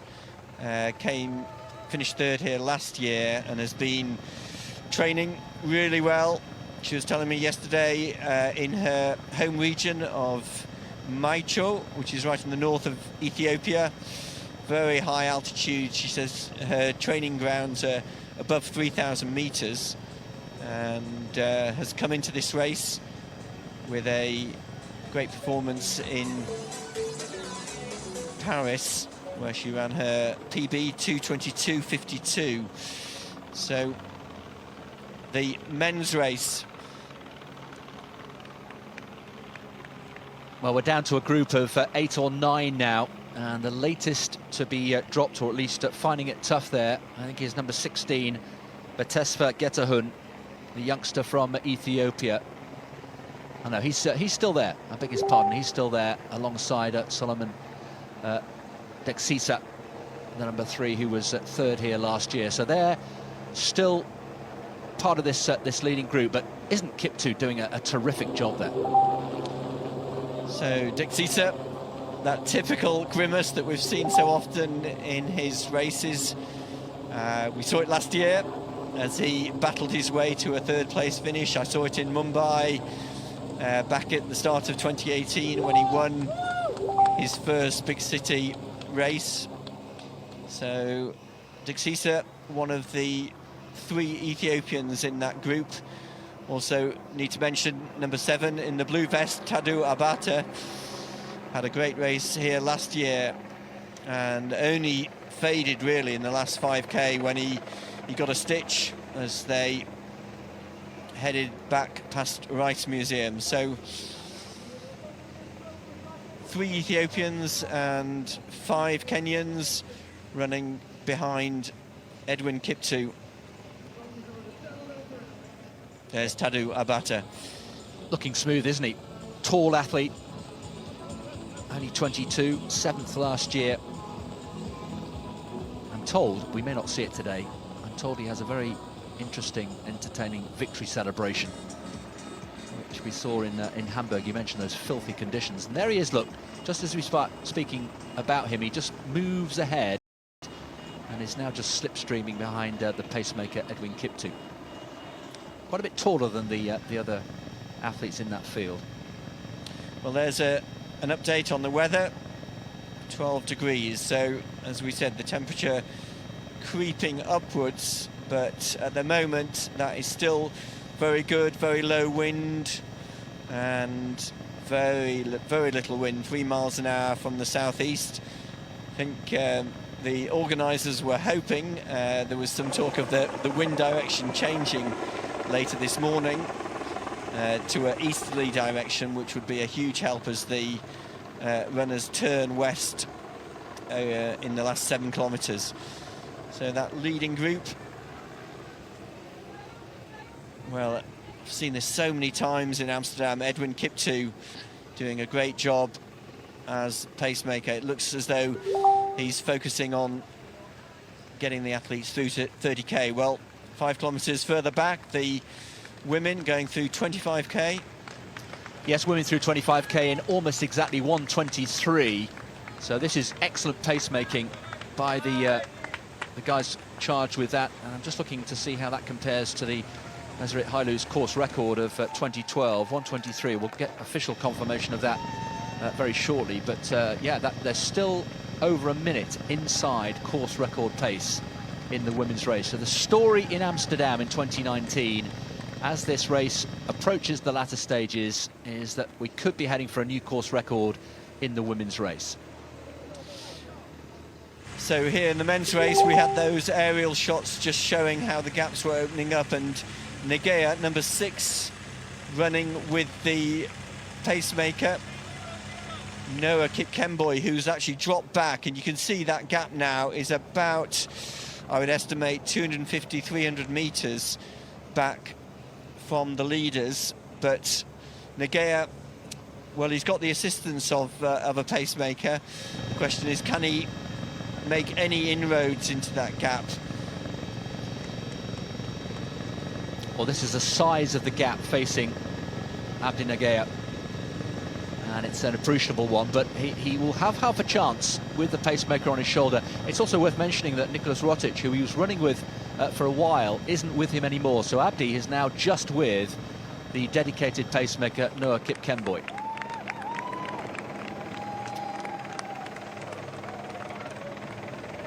So 9 athletes in this leading group, alongside the pacemaker, Edwin Kiptoo. Number 11, Maurice Gachaga, running his second marathon, has run 16 half marathons in his career. Started out as a 10k road runner, has had huge success in Cape Town over the last 3 years, where he's won that big 12-kilometre race 3 times and won it again this year in 2019. So there's our leading group. Diksisa of Ethiopia, Tadu Abata of Ethiopia, Betesva Tesfun and Fentahun Hunenyao. So 4 Ethiopians and 5 Kenyans, following the Kenyan pacemaker Edwin Kiptoo. 2 more athletes, as you can see, have dropped off that group quite appreciably, and they will provide, there they are, they will provide the next target, if you like, for Abdi, if he can start to try and get back to them.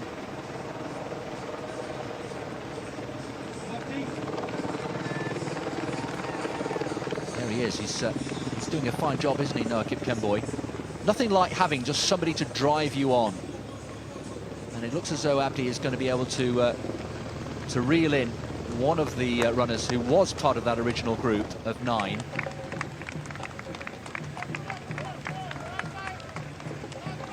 Well, that elite women's group is still very, very big and being helped by their pacemakers. There's Walkanish Alamu, F8, and Shashu Insermu. Ooh, and this is 25k drink station. Well, they're just beyond 25k, but so important for the women to get their drinks bottles. And a little bit of congestion. Yeah, that was a bit untidy, wasn't it, in certain cases? So important to take on fluid. I just wonder if it's, you know, that the size of that group is not making it easy for them to identify their bottles and reach the table.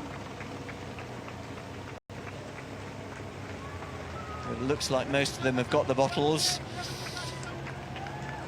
There's Shashu Insermu, number 4.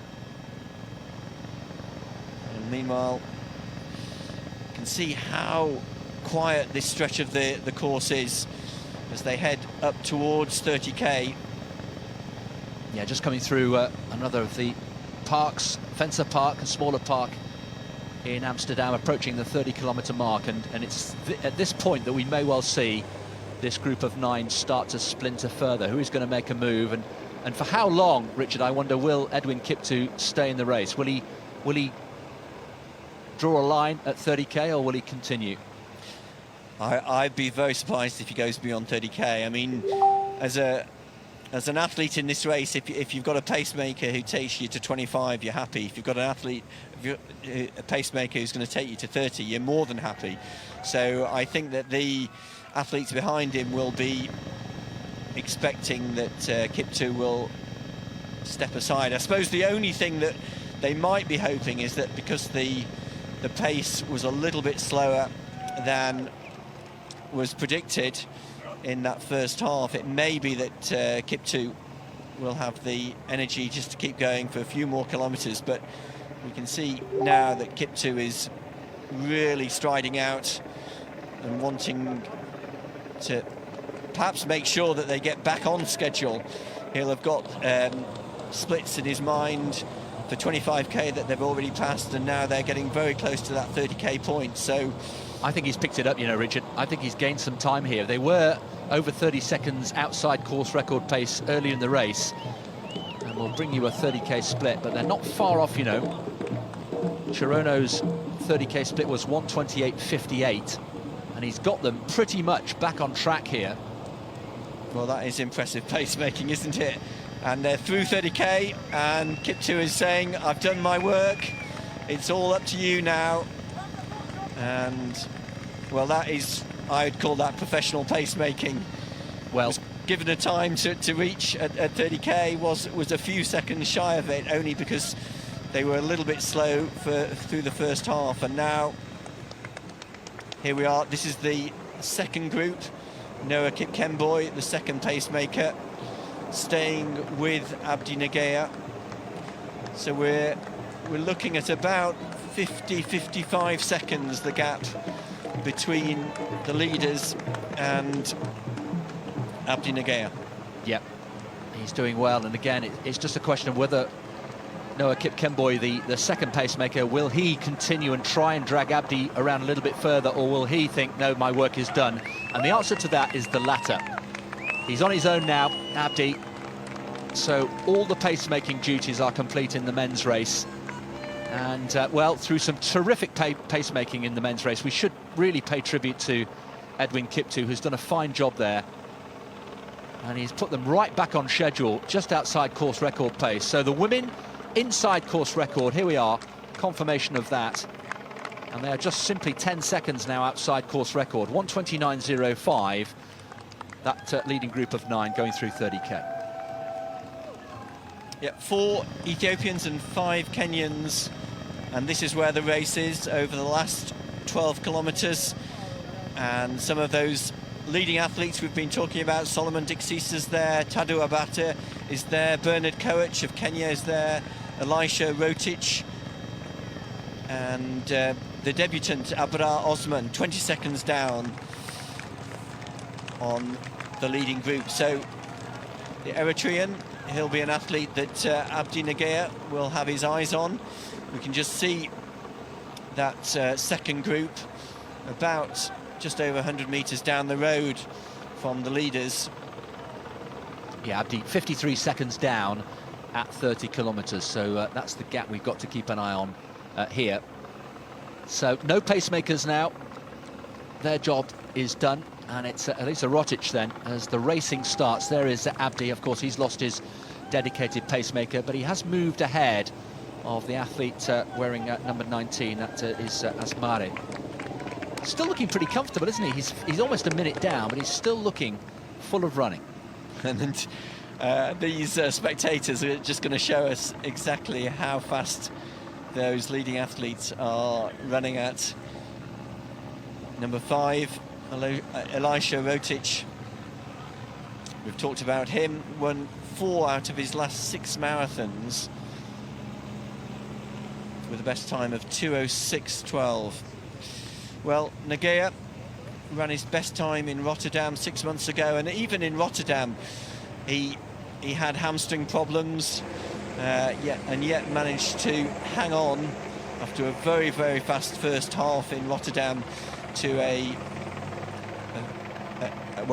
PB performance 2:06.17. He may not be able to repeat that here this year, but let's see if he can stay within contact or within eyesight of the leaders. Well, this is fascinating. There is Dixisa with that, Richard mentioned, that pained expression. There is how he's performing against the course record of Lawrence Chirono, set here 12 months ago. Well, that is fascinating, isn't it, Chris, to see how they came back on schedule, just 7 seconds down on Chirono's course schedule at 30 kilometres, having been 50 seconds down at the halfway point. So that 10 kilometres between 20 and 30 kilometres where Kiptoo, the pacemaker, really took charge of the pace, has really picked up the pace and given them a chance of getting back and getting close to Chirono's course record set here last year, 2:04.06.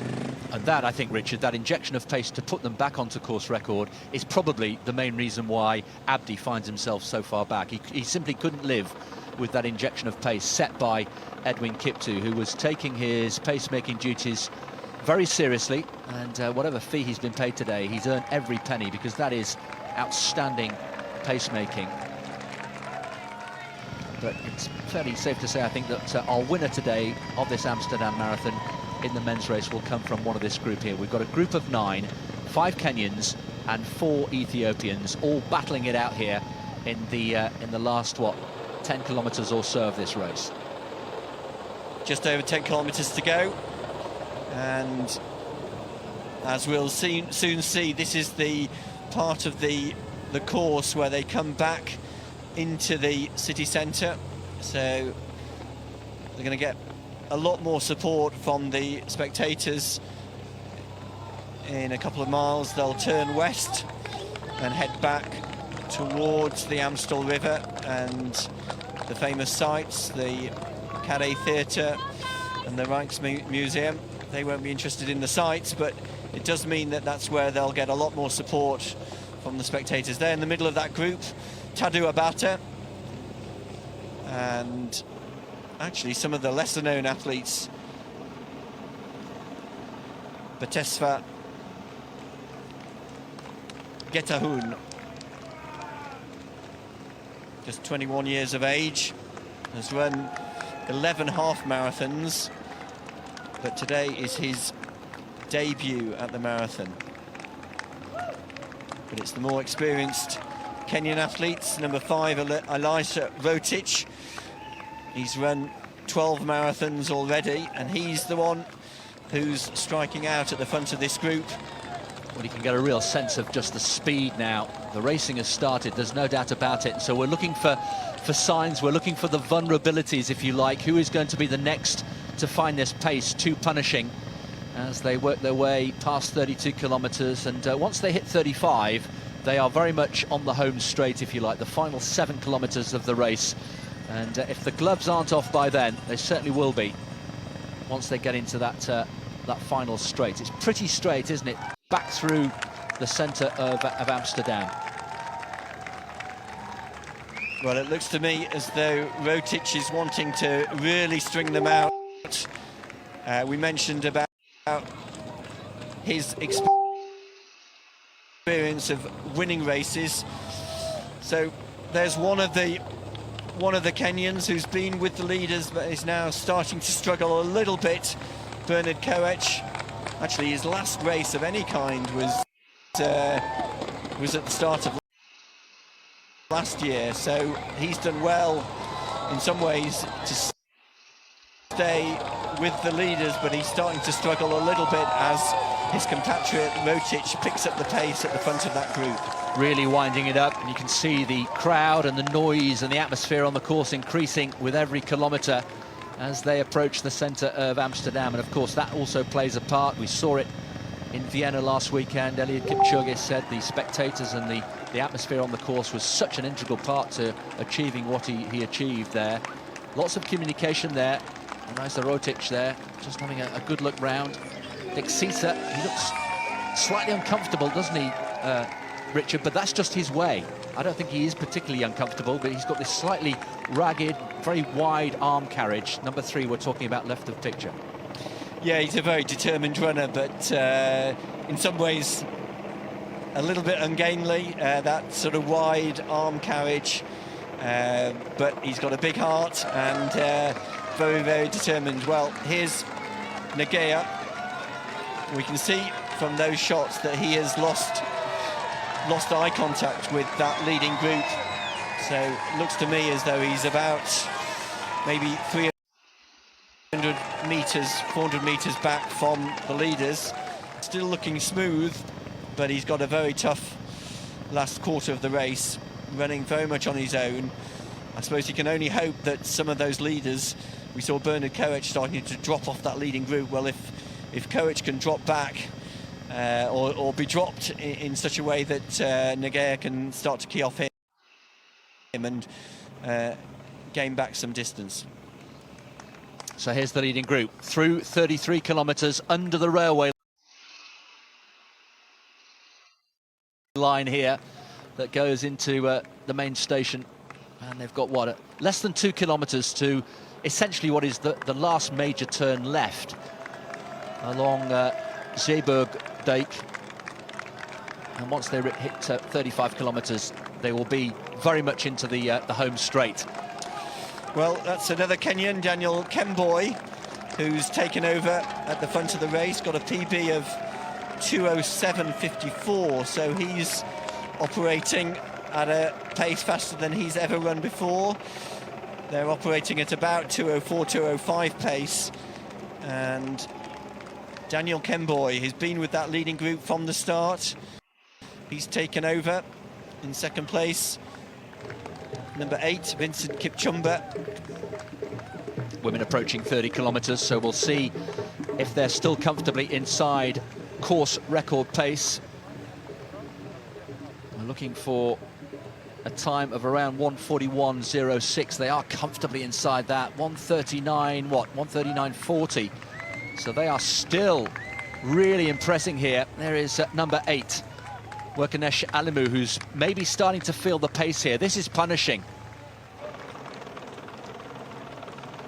So back with the men. There's Solomon Dixisa. He's been in this position last year when he stayed right at the front of the race until the last couple of miles. So Dixisa, one of the race favourites, still with that group. I think there were 3 other Ethiopian athletes in that group of 8, including Tadu Abata, just running on the heels of number 8, Elisa Rotic. So,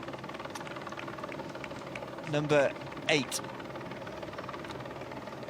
Yeah, Kipchumba there is just centre of picture, looking very, very comfortable, and you can tell actually that Bernard Koech there, who we thought was being dropped, is still... Yes. He's still working hard, isn't he? He's still just on the coattails of this group. He looks the most vulnerable of the 9 to be dropped, but he's working really hard, and he hasn't been dropped yet. That is interesting, isn't it? I think possibly when Daniel Kemboy went to the front, the pace might have slowed a little bit, and that leading group is now 9 athletes. As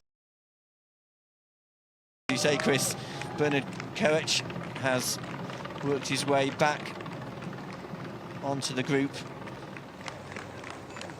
There is Abdi Nagaya. He looks as though he's running much more comfortably, and we're just looking for confirmation that actually the sole figure who we could see in the distance from that leading group was Abdi himself.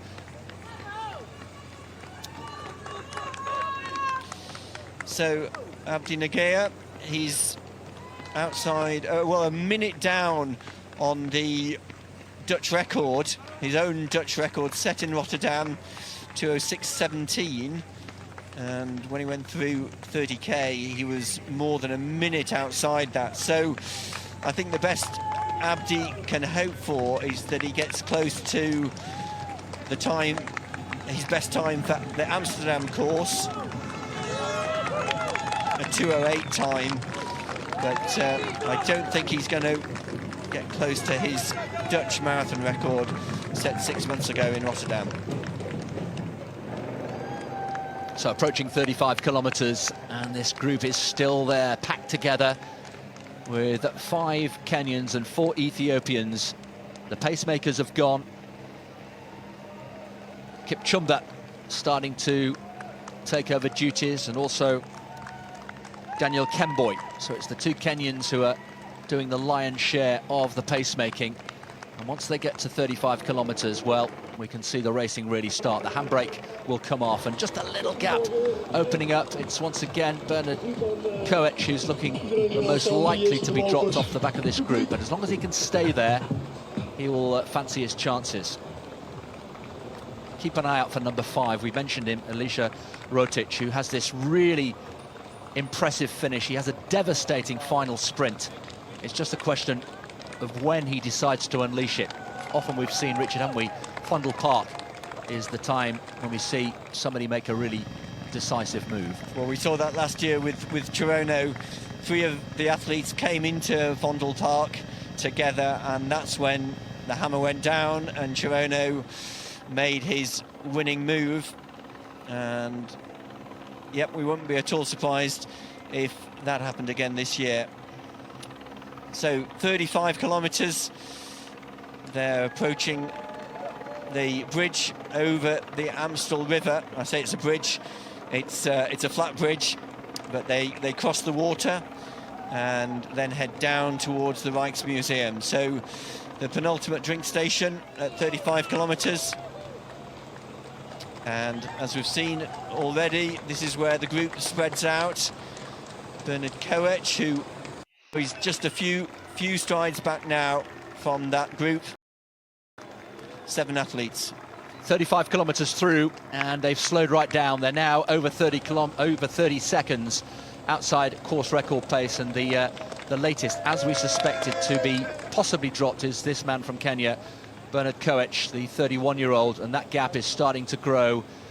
Is it just another byproduct of the drink station? We often see gaps appear and then they can be closed quite quickly, but this is getting towards the serious end, the business end of the race. Lots of checking of watches. Alesha Rotic, remember, he's the one with the devastating kick. Number 5, centre of picture, still looking very comfortable. I also like the look of Tado Abate there, number 7. He's just looked so smooth throughout the whole race. But is this group of 9, Richard, starting to become a group of 8? And here's Abdi going through 35 kilometres. Well, it's been a very tough last 5 kilometres, and he's got 7 kilometres of running, quite possibly on his own. He'll be looking down the road, seeing if any of the athletes are coming back to him. But we can see there in those pictures that it's a very open road, getting a lot of support from the spectators out here in Amsterdam. Back to the women's race, and that group is still a sizable group, but there's probably only, I think, 5 women. Very interestingly, Asmera Gebru, one of the favourites. She's now running behind the pacemakers. Alongside her, Degitu Asmero, the debutant. Just seeing if Linnet Masai is still there. Well, Mimi Bellata, F3, she's in that group.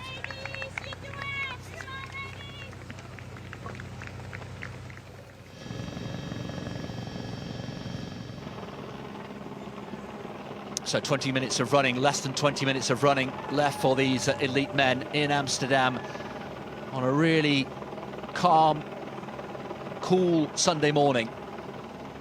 And it's Kenya and Ethiopia, as we would expect. And here's confirmation of those splits. So 1:44.07 it was. They went through 35 kilometres. Well, one of the athletes we haven't mentioned, number 24, Fantahun Hunenyao, is having a great race. He has only once run the marathon distance and got a best time of 2:14.26. So he's going to take minutes off his best time. The way he's running, he's still in that leading group of 8 athletes, sorry, 4 Ethiopians and 4 Kenyans. Through 36 kilometres, and the next significant landmark will be going over the Toronto Brug. It's quite a sizable bridge over the Amstel once again. And once they get through there, that'll be into the final few kilometres.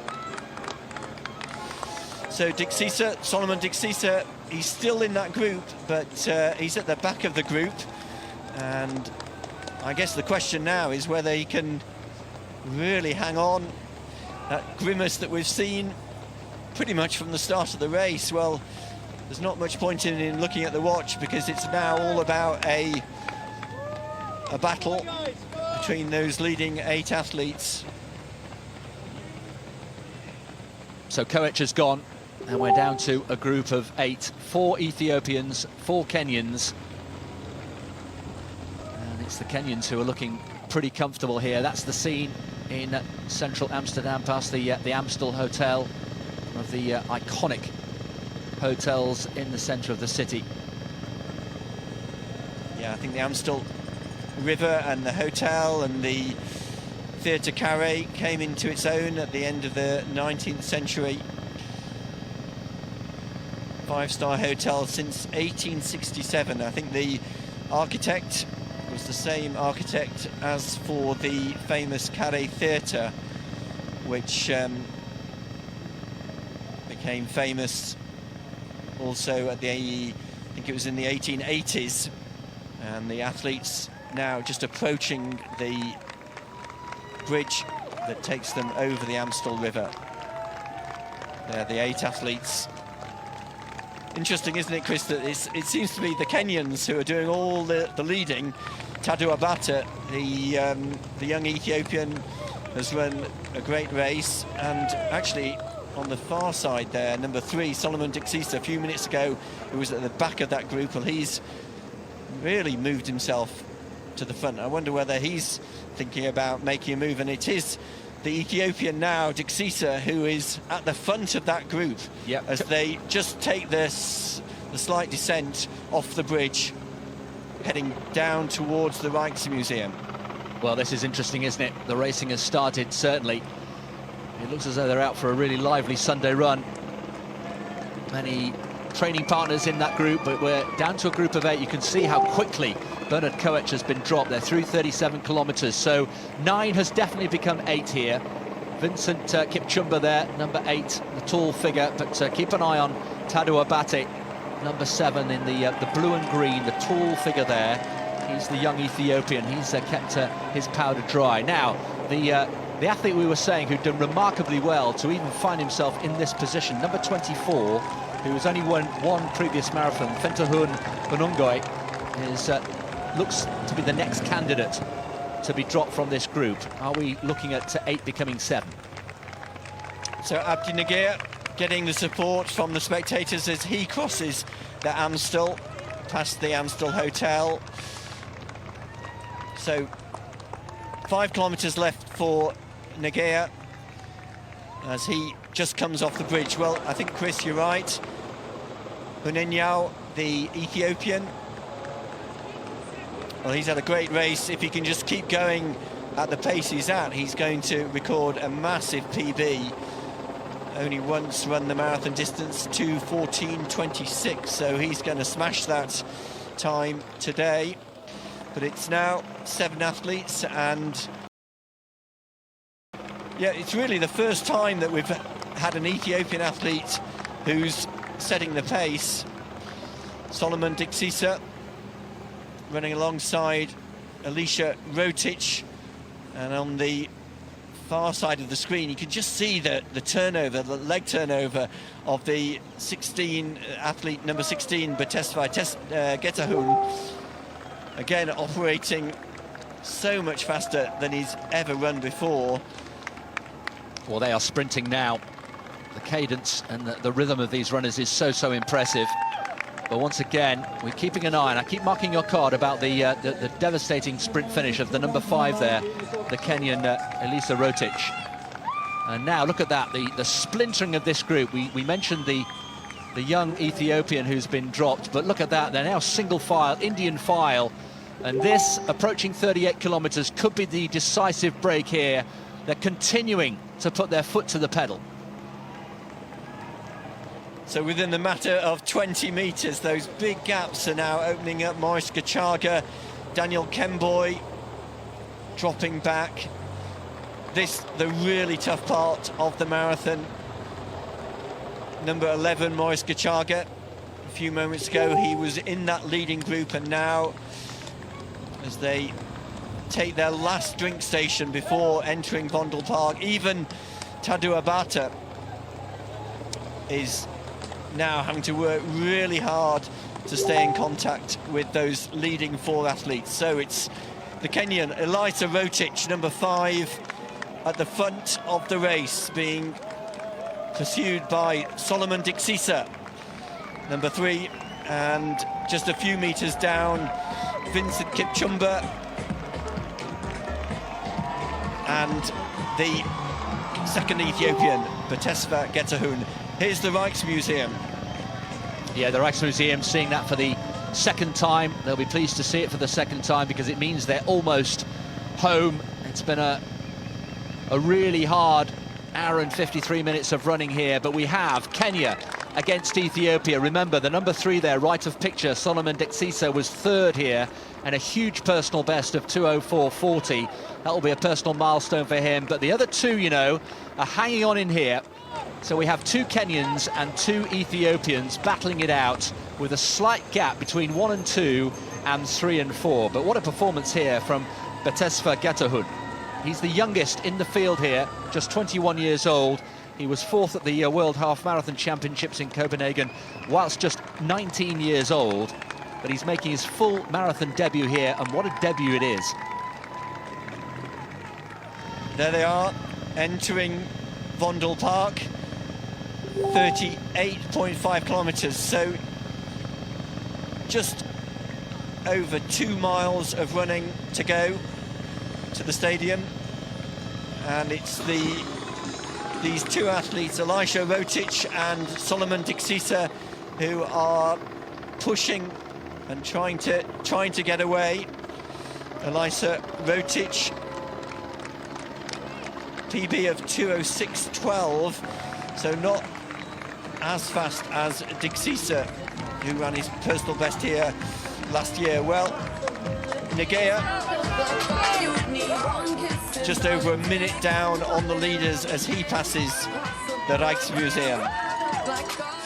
Well, here's the race now unfolding in Vondel Park. There is the athlete in 3rd place, Vincent Kipchumba, who's giving pursuit. He hasn't given up on these leading 2 of Rotic and Diksisa, but into Vondel Park under the main road there, and they are approaching 39 kilometres. So just over 3 kilometres to go to the finish. The last 10 minutes of running, and they're still in contention here, aren't they, these 2, 8 and 16. The Kenyan, Kipchumba, and the debutant here, who's having a fine run, Getahun, the 21-year-old, who's found a little bit of a purple patch here, ahead of steam. Women approaching 35. So it looks like 5 women in that leading group, including 2 of the favourites. Number 3, Mimi Bellata, and number 2, just behind the pacemakers, Asmera Gebru. Also in that group is another debutant, Degetu Asmeru. So 5 in the women's race, still in contention. Back in the Vondel Park, the men's race, it's Betesfa Getahun and Vincent Kipchumba who are really working hard to close that gap on the 2 leaders, Rotic and Diksisa. It's great to see Diksisa back at his best. He's had a very difficult 2019, dropped out of Boston, so actually hasn't finished a race this year because his only race start was in Boston, but has been training hard under his coach Gaetano Tessema. But those 4 athletes seem to be coming back together. They do. They've worked really hard as a pair. They may be rivals in terms of nationality, Kipchumba and Getahun, but they've worked as a pair really intelligently, and they're approaching 40 kilometres now, still coming through Vondel Park. And once they exit the park, they'll be at 41 kilometres with literally just over a kilometre to go. 1,200 metres will be all that remains when they come out of the park. So at the moment we have Kenya 1, Ethiopia 2, Kenya 3 and Ethiopia 4. These 4 well clear. Which of these runners, I wonder, will miss out on the podium? And those 5 metres, they can just seem so hard to close at this stage of the race. You can see how hard Vincent Kipchumba, the Kenyan, the tall Kenyan, is working to close that gap, but it seems that the 2 of them have come back alongside him. Right at the back of that group, number 16, the Ethiopian Getahun, started out as a track runner, but left the track 2 years ago and has moved up to the road. Negea, well, still looking smooth and has done really well to keep his rhythm. 2.5 kilometres left for Negea. Not going to achieve his goal of improving on the Dutch record here, but still looking for a good time. 40 kilometres for the leaders, so just over 2 kilometres to run, and that gap of 5 metres is still there, and it's Rotic, the Kenyan. Well, Rotic, the Kenyan, we mentioned with the devastating finish. We haven't seen him unleash it yet, but these final kilometre and a bit are going to be really testing here. Dixita, with that rather ungainly, slightly untidy wide arm carriage we've mentioned, is not doing him any harm at all. He's still very competitive here. And it really is a race unfolding now. We're down to the last 2 kilometres of this race. It's been hard, it's been attritional, it's been hugely entertaining. And we're just trying to read into the facial expression. Just a little glance to the left and right from Dixisa. What is he reading into his other competitors here? Kipchumba there has worked really hard to stay on the coattails of these leading two. 2 Ethiopians, 2 Kenyans, all battling it out here on the streets of Amsterdam for a famous victory here in 2019. Really impressive how Kipchumba, the tall Kenyan in the white vest, has clawed his way back, coming to this race off the back of a win. Well, got an idea now from those splits that Dixisa, they're about a minute outside Chirona's course record pace from last year. So I think the last 5 kilometres have not been as fast as they were last year. So I think the course record is going to stay. But the question is, amongst those 3 athletes, who's going to win? And it's Rotich, the Kenyan, who's done so much of the leading over the last few miles. Still at the lead, but now they're being joined by Kipchumba. As we said, Kipchumba's come into this race off the back of a big win in Vienna earlier this year. And it's the Ethiopian Batesfa Getahun who is struggling now to stay with that pace. Yes, the Ethiopian has been dropped in his first ever marathon, so we're down to 2 Kenyans and 1 Ethiopian. Is this the podium here unfolding as we approach 41 kilometres? This is a straight shootout on a Sunday morning here in Amsterdam. Rotich leading the way, the one we mentioned, the athlete with the sprint finish, the devastating sprint finish. Kipchumba, the older, more experienced runner, and then Solomon Dexisa, right of picture, the only Ethiopian, don't discount him, approaching 41 kilometres. They're outside of Fondle Park now, and they are into the last 12 or 1300 metres of this race. Which way is this going to go? Look at the speed of these athletes. You wouldn't think they've been running for over 2 hours, but they have, and they now have under 5 minutes of running left here in Amsterdam. So 1,200 metres of racing still for the men. Back to the women's race as they cross Amstel River past the Amstel Hotel. And as we've seen, Asmera Gebru on the shoulders of the 2 male pacemakers. Well, exactly 1,000 metres to go. The last kilometre here in Amsterdam in 2019. Kenya 1 and 2, and now it's Dixisa who's starting to feel the pace. Wearing number 3, he was 3rd last year. Can he avoid having to settle for 3rd this year? Into the final kilometre here. This is where it starts hurting. This is where the racing goes. Are we looking at a straight shootout here between 2 fellow Kenyans? Elisha Rotich there in the blue, wearing number 5, and Vincent Kipchumba, the 29-year-old, wearing the white, number 8. Kenya 1, Kenya 2, and Ethiopia now 3 inside the final kilometre. Well, Vincent Kipchumba's worked really hard to get back to that leading group, and now he's actually taken over the lead and is actually the strongest looking of the 3 athletes. So it's Vincent Kipchumba from Kenya, number 8, leading out Solomon Dixisa, the Ethiopian, who's been with the lead throughout the race. So Vincent Kipchumba has opened up 2 or 3 metres on Dixisa, and Elisha Rotich in 3rd place. Dixisa has rallied here. That's the finishing line there inside the Olympic Stadium. We will wait for them inside the stadium. The final 200 metres of this marathon will be on the track. It's half a lap of the track, and they are almost there. inside the final 500 metres here in Amsterdam. It's Kenya 1, Ethiopia 2. Kipchumba leading the way. He had to work so hard in Fondle Park to get back in contention, and here he is leading the way. This would be the biggest win of his career. There is Tadou Abate, who was in contention for much of the race. 400 metres to go. It's Kenya 1, Ethiopia 2. They can see the stadium. I am Amsterdam. Will it be Amsterdam who will be greeting Kipchumba here in 2019? He's almost there. We'll see him come into the stadium. We can see him now from our commentary position. 200 metres to go, and it could be a famous victory here in 2019. Vincent Kipchumba, the 29-year-old, he won in Vienna in April, and he's on his way to victory here in Amsterdam in 2019. The course record set last year by Lawrence Chirono will not be disturbed today, but what a performance here. It's Kenya's day again. It was Kenya's day in 2017, 2018 through Lawrence Chirono, and now it's Kenya's day again in 2019. Vincent Kipchumba, who won in Vienna in April with a massive personal best. Keep an eye on the clock, 2:06.56. He's done it again. Vincent Kipchumba wins in Amsterdam in 2019. 2:05.09, unofficially the winning time.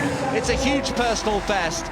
Solomon Dixita, third last year, makes it second in 2019. And in third place for Kenya, Elisha Rotich, with the sprint finish that perhaps didn't quite happen today.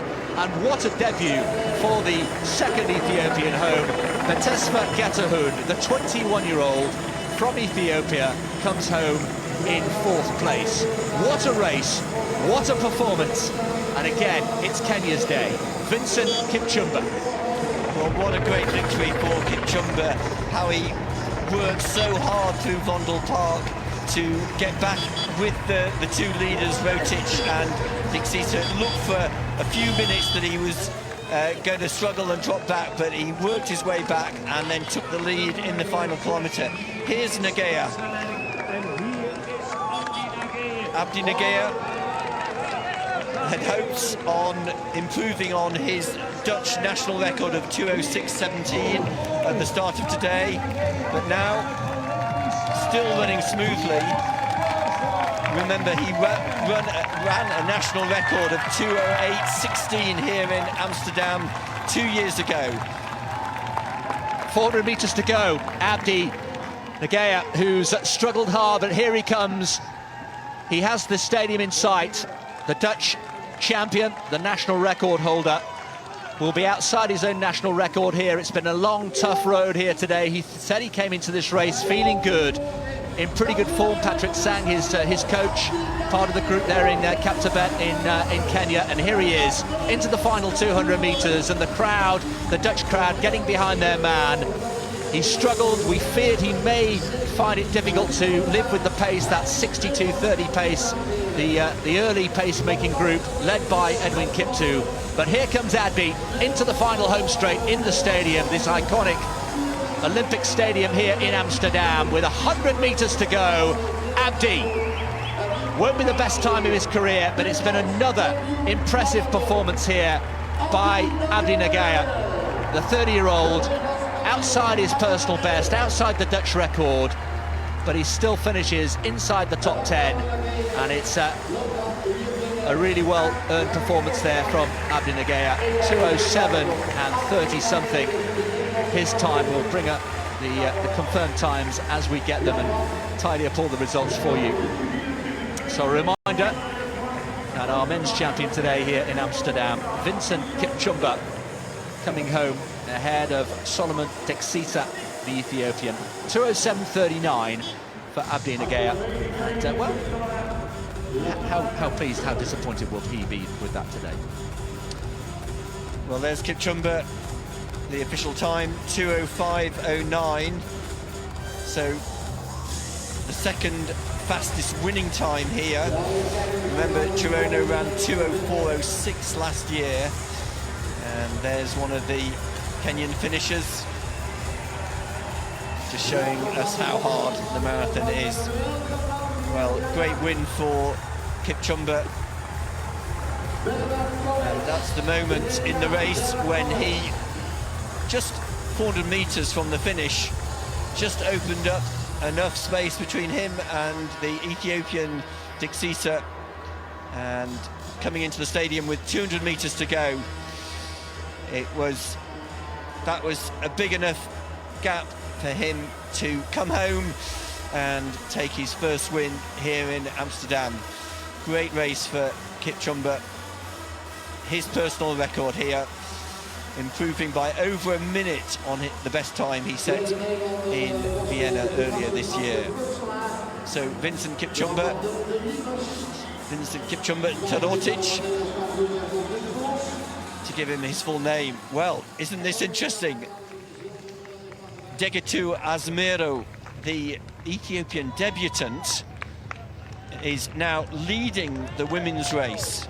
Well, we talked about how she came into this race as the fastest half-marathon runner from her run in Ras Al Khaimah earlier this year. Well, this is going to be a real upset if she can hold on to this lead. Degetu Asmero.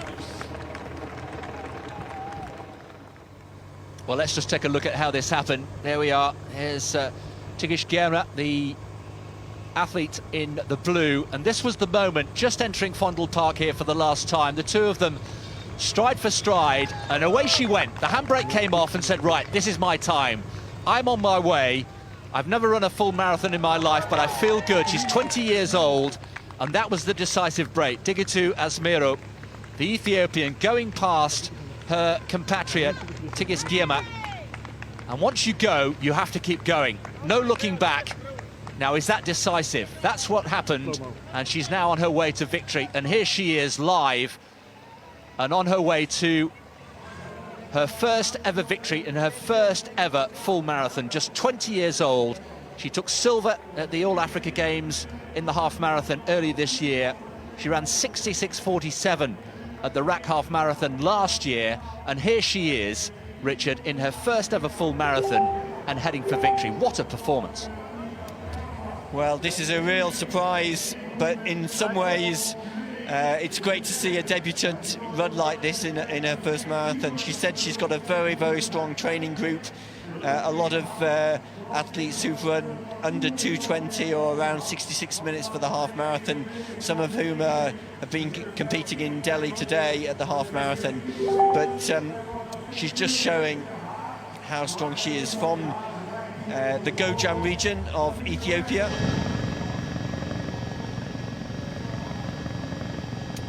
So the women's race approaching the end, and let's see if we can just grab a word with the winner of the men's race today. What a performance it was, Vincent Kipchumba from Kenya.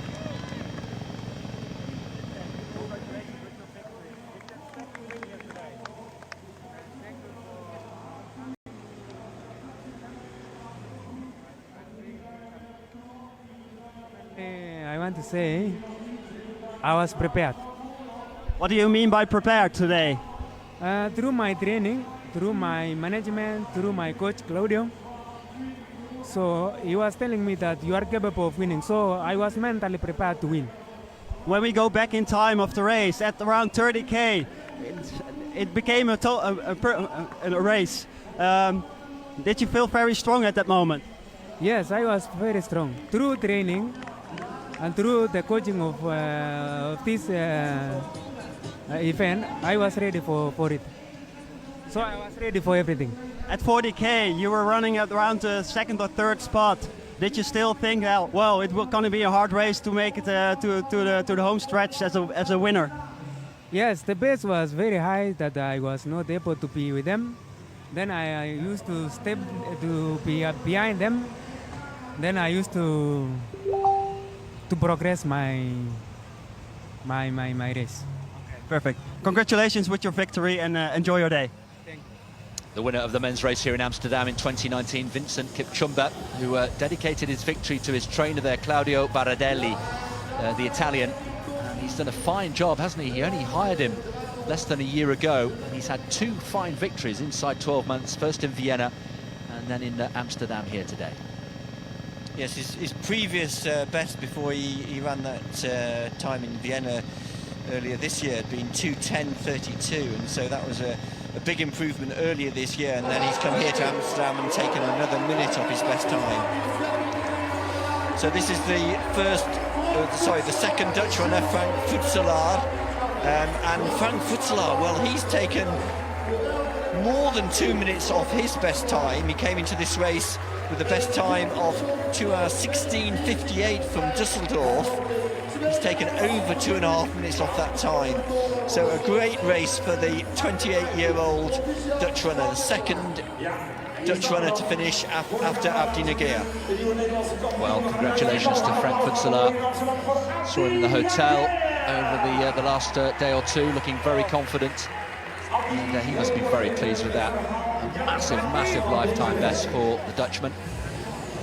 Outside the qualifying time, of course, for Tokyo, as we mentioned, but that was always going to be a really tall order for the leading Dutch guys, with the exception, of course, of Abdi Negea. So the women's race into the final few minutes of running here, and it's the debutant from Ethiopia who is going to upset the form book here on all expectations. Digitu Asmiru, the 20-year-old, and of course the course record, which has stood since 2012 by a fellow Ethiopian, Meseret Hailu, of 2:21.09, seriously under threat.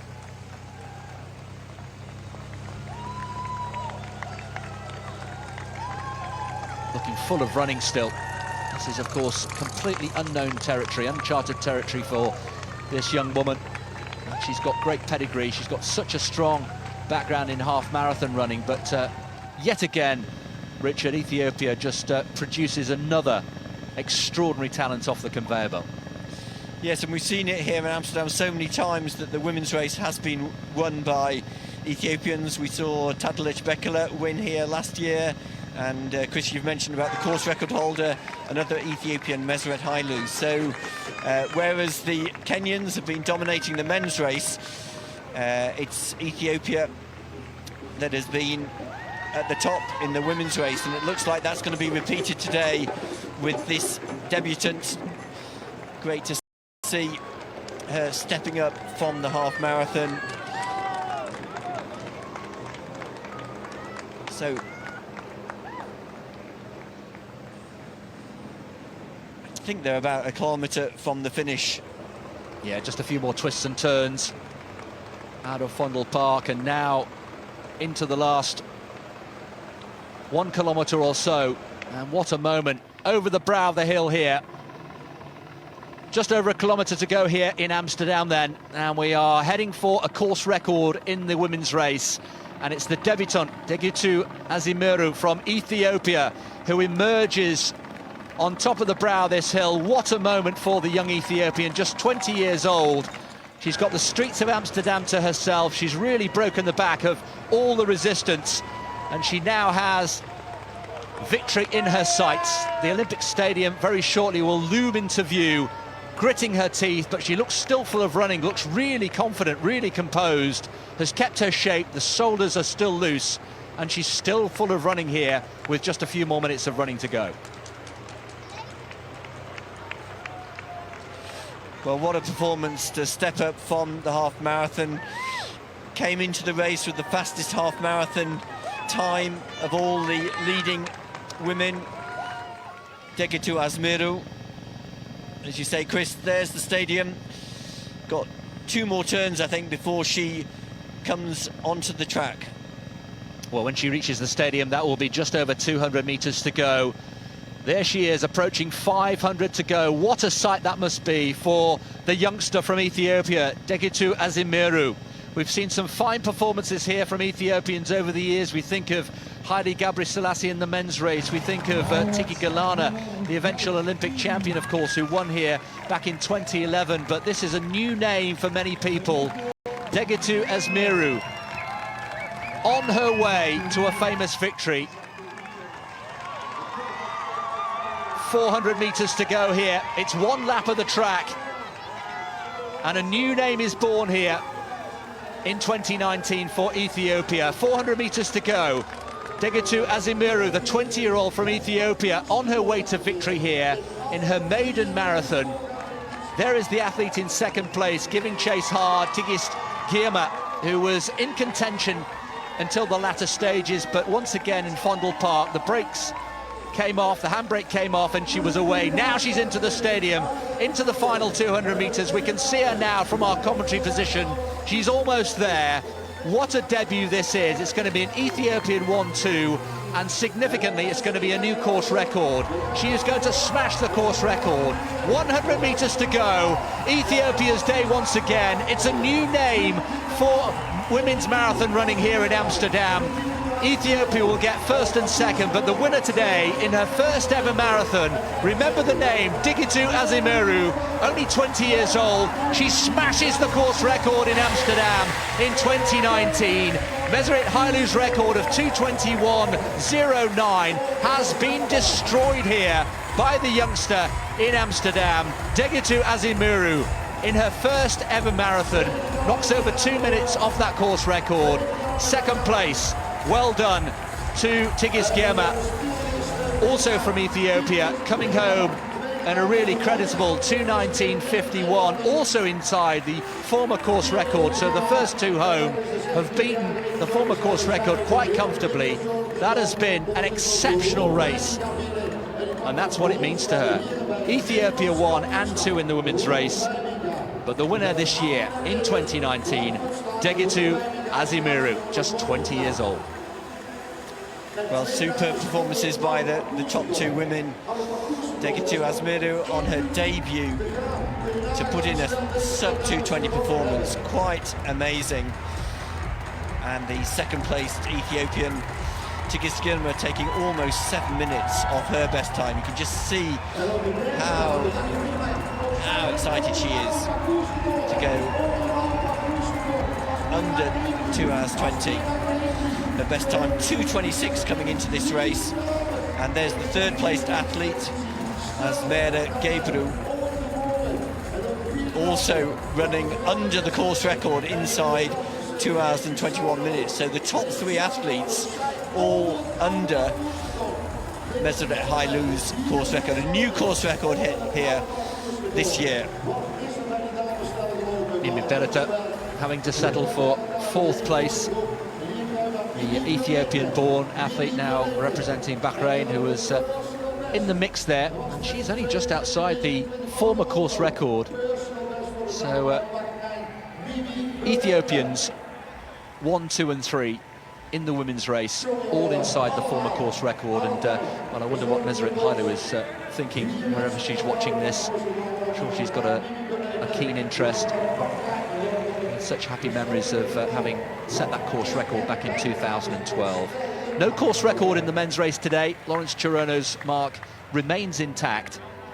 But that is emphatic, isn't it, Richard? That has been utterly destroyed today, the course record in the women's race. Well, we thought that might happen, partly because the group ran at such a sensible pace. They had the support of the pacemakers, male pacemakers and other male athletes, and they were just under course record pace as they went through halfway. But clearly Digitu has run a negative split.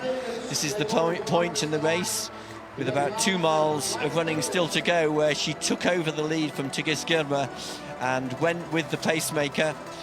And the pacemaker did a great job, took her all the way to within sight of the stadium, and there is the moment in which Digitu Azimeru broke the course record, won her first race, and really put herself right up there in the top bracket of women's marathon running. 2:19.25 her winning time.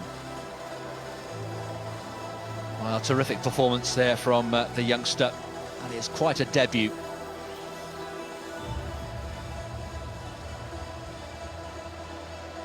And Ethiopia continue the rich tradition of this race.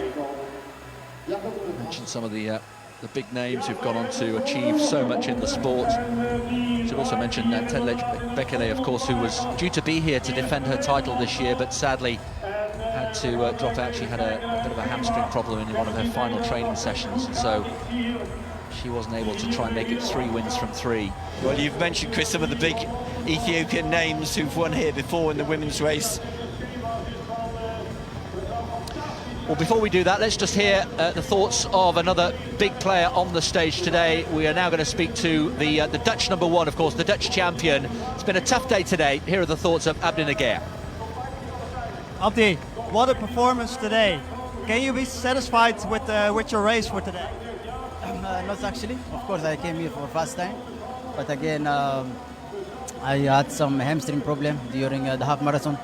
So end of the day, I'm happy that I'm okay and I'm healthy. So yeah, I came here for first time, but happy that my body's okay now. Did it felt like a struggle from start to finish for you?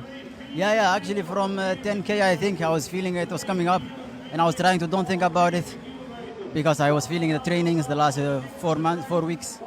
But again, I was trying to concentrate to think positive, but still it was coming and it was coming more and more until it was really stiff, and I was not able to roll to have good rhythm. So just trying to survive and to see until how long I can go. Okay. At the half marathon, you were running like 63 minutes or something. Did you still thought like, well, I can make it to the finish line in a new PB? Actually, I was worried about my body, so I was like, let's see where I was really feeling it. So I knew it will be very hard because we came through 63. To run another 63 flat was really not easy. But again, I'm just happy now that still 2:7 is okay, it's good time, and that my body is okay. Okay, thank you very much, Abdi.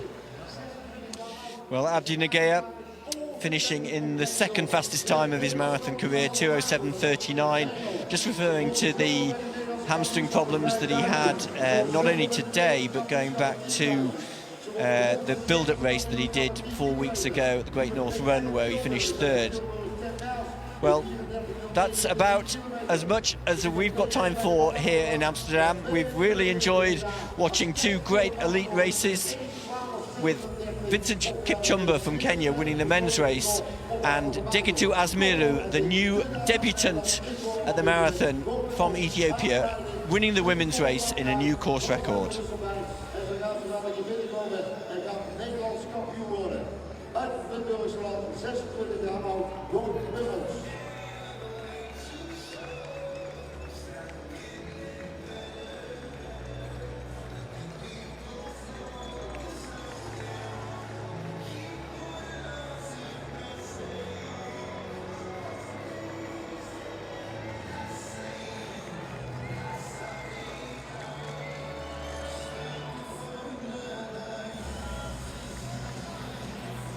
Ja, dames en heren, Amsterdam Olympisch Stadion is staan naast een hele bijzondere atleet. Dit is startnummer 40. Dit is het startnummer van Remio Tielsema. Die binnenkwam in 2:23 en nog een klein beetje. Maar Remio, die tijd, dat heeft een hele bijzondere lading. Ja, echt geweldig. Deze van de South Foundation is zo groeiend, maar nu 3 jaar later kan ik eindelijk maar deze tijd. Echt heel goed. Ongelooflijk, 3 jaar geleden heeft hij de rechterkant van je lijf tegen. Jij bent aan het traject begonnen van hier, nou ja, niet eindig, want je gaat nog wel even door. Maar dit is ongelooflijk, Renjo, wat jij vandaag gedaan hebt. Ja, ik weet het, ja, nee, het is echt geweldig. Ik dit te doen en ja, het is echt fantastisch. Dus eerst 1,5 jaar gerevalideerd en ik dacht van, nou, ik ga nooit meer houden voor ik qua sport. En ik ben ook gewoon beter dan hiervoor, dus Ben jij een ongelofelijke stimulans, ben je een ongelofelijke motivator geworden voor vele mensen. Jij zet je in voor de mensen die hetzelfde meemaken als jij en die misschien niet zoveel geluk hebben als jij, want zo zie je het. Maar ik vind het, ja, ik vind het geen geluk. nee, dit is echt, ja, ik weet niet wat ik moet zeggen. Oh, dit is echt... Ja, wij zijn in afwachting natuurlijk. De strijd gaat door. Remjo, dankjewel. Ja, wij zijn in afwachting van natuurlijk de Nederlandse kampioenen bij de dames. Ik sta hier bij de 20e van Silverstena.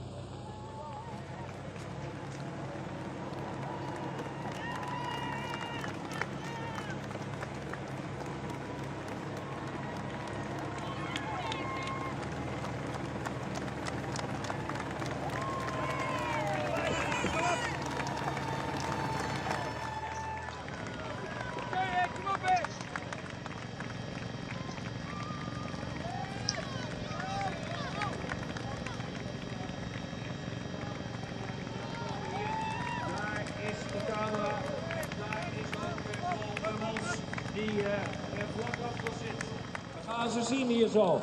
Let achter Patrick Quest. Die gaat daar tegelijkertijd. Krijgen we eerst Patrick Quest hier. En dan krijgen we Van Ummels. Op weg naar de 42 kilometer. 42 kilometer. En 135 meter op de titel. Nationale marathon. Amsterdam.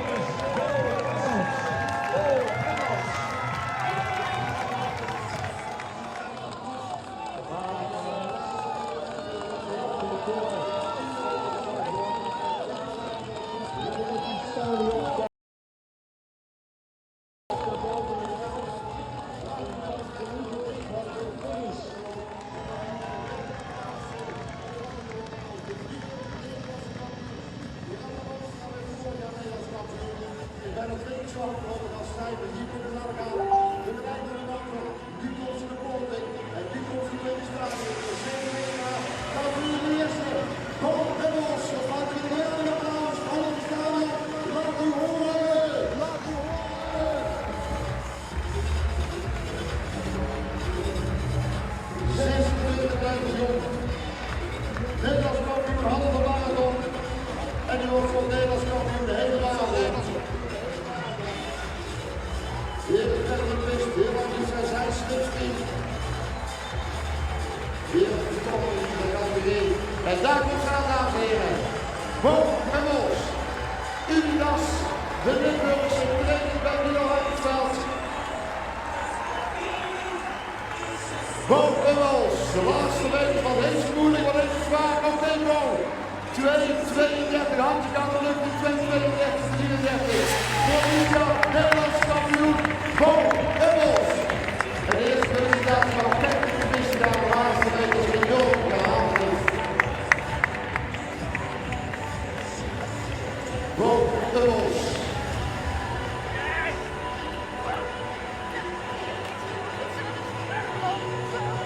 Van de AMA, tweede rust, Brits.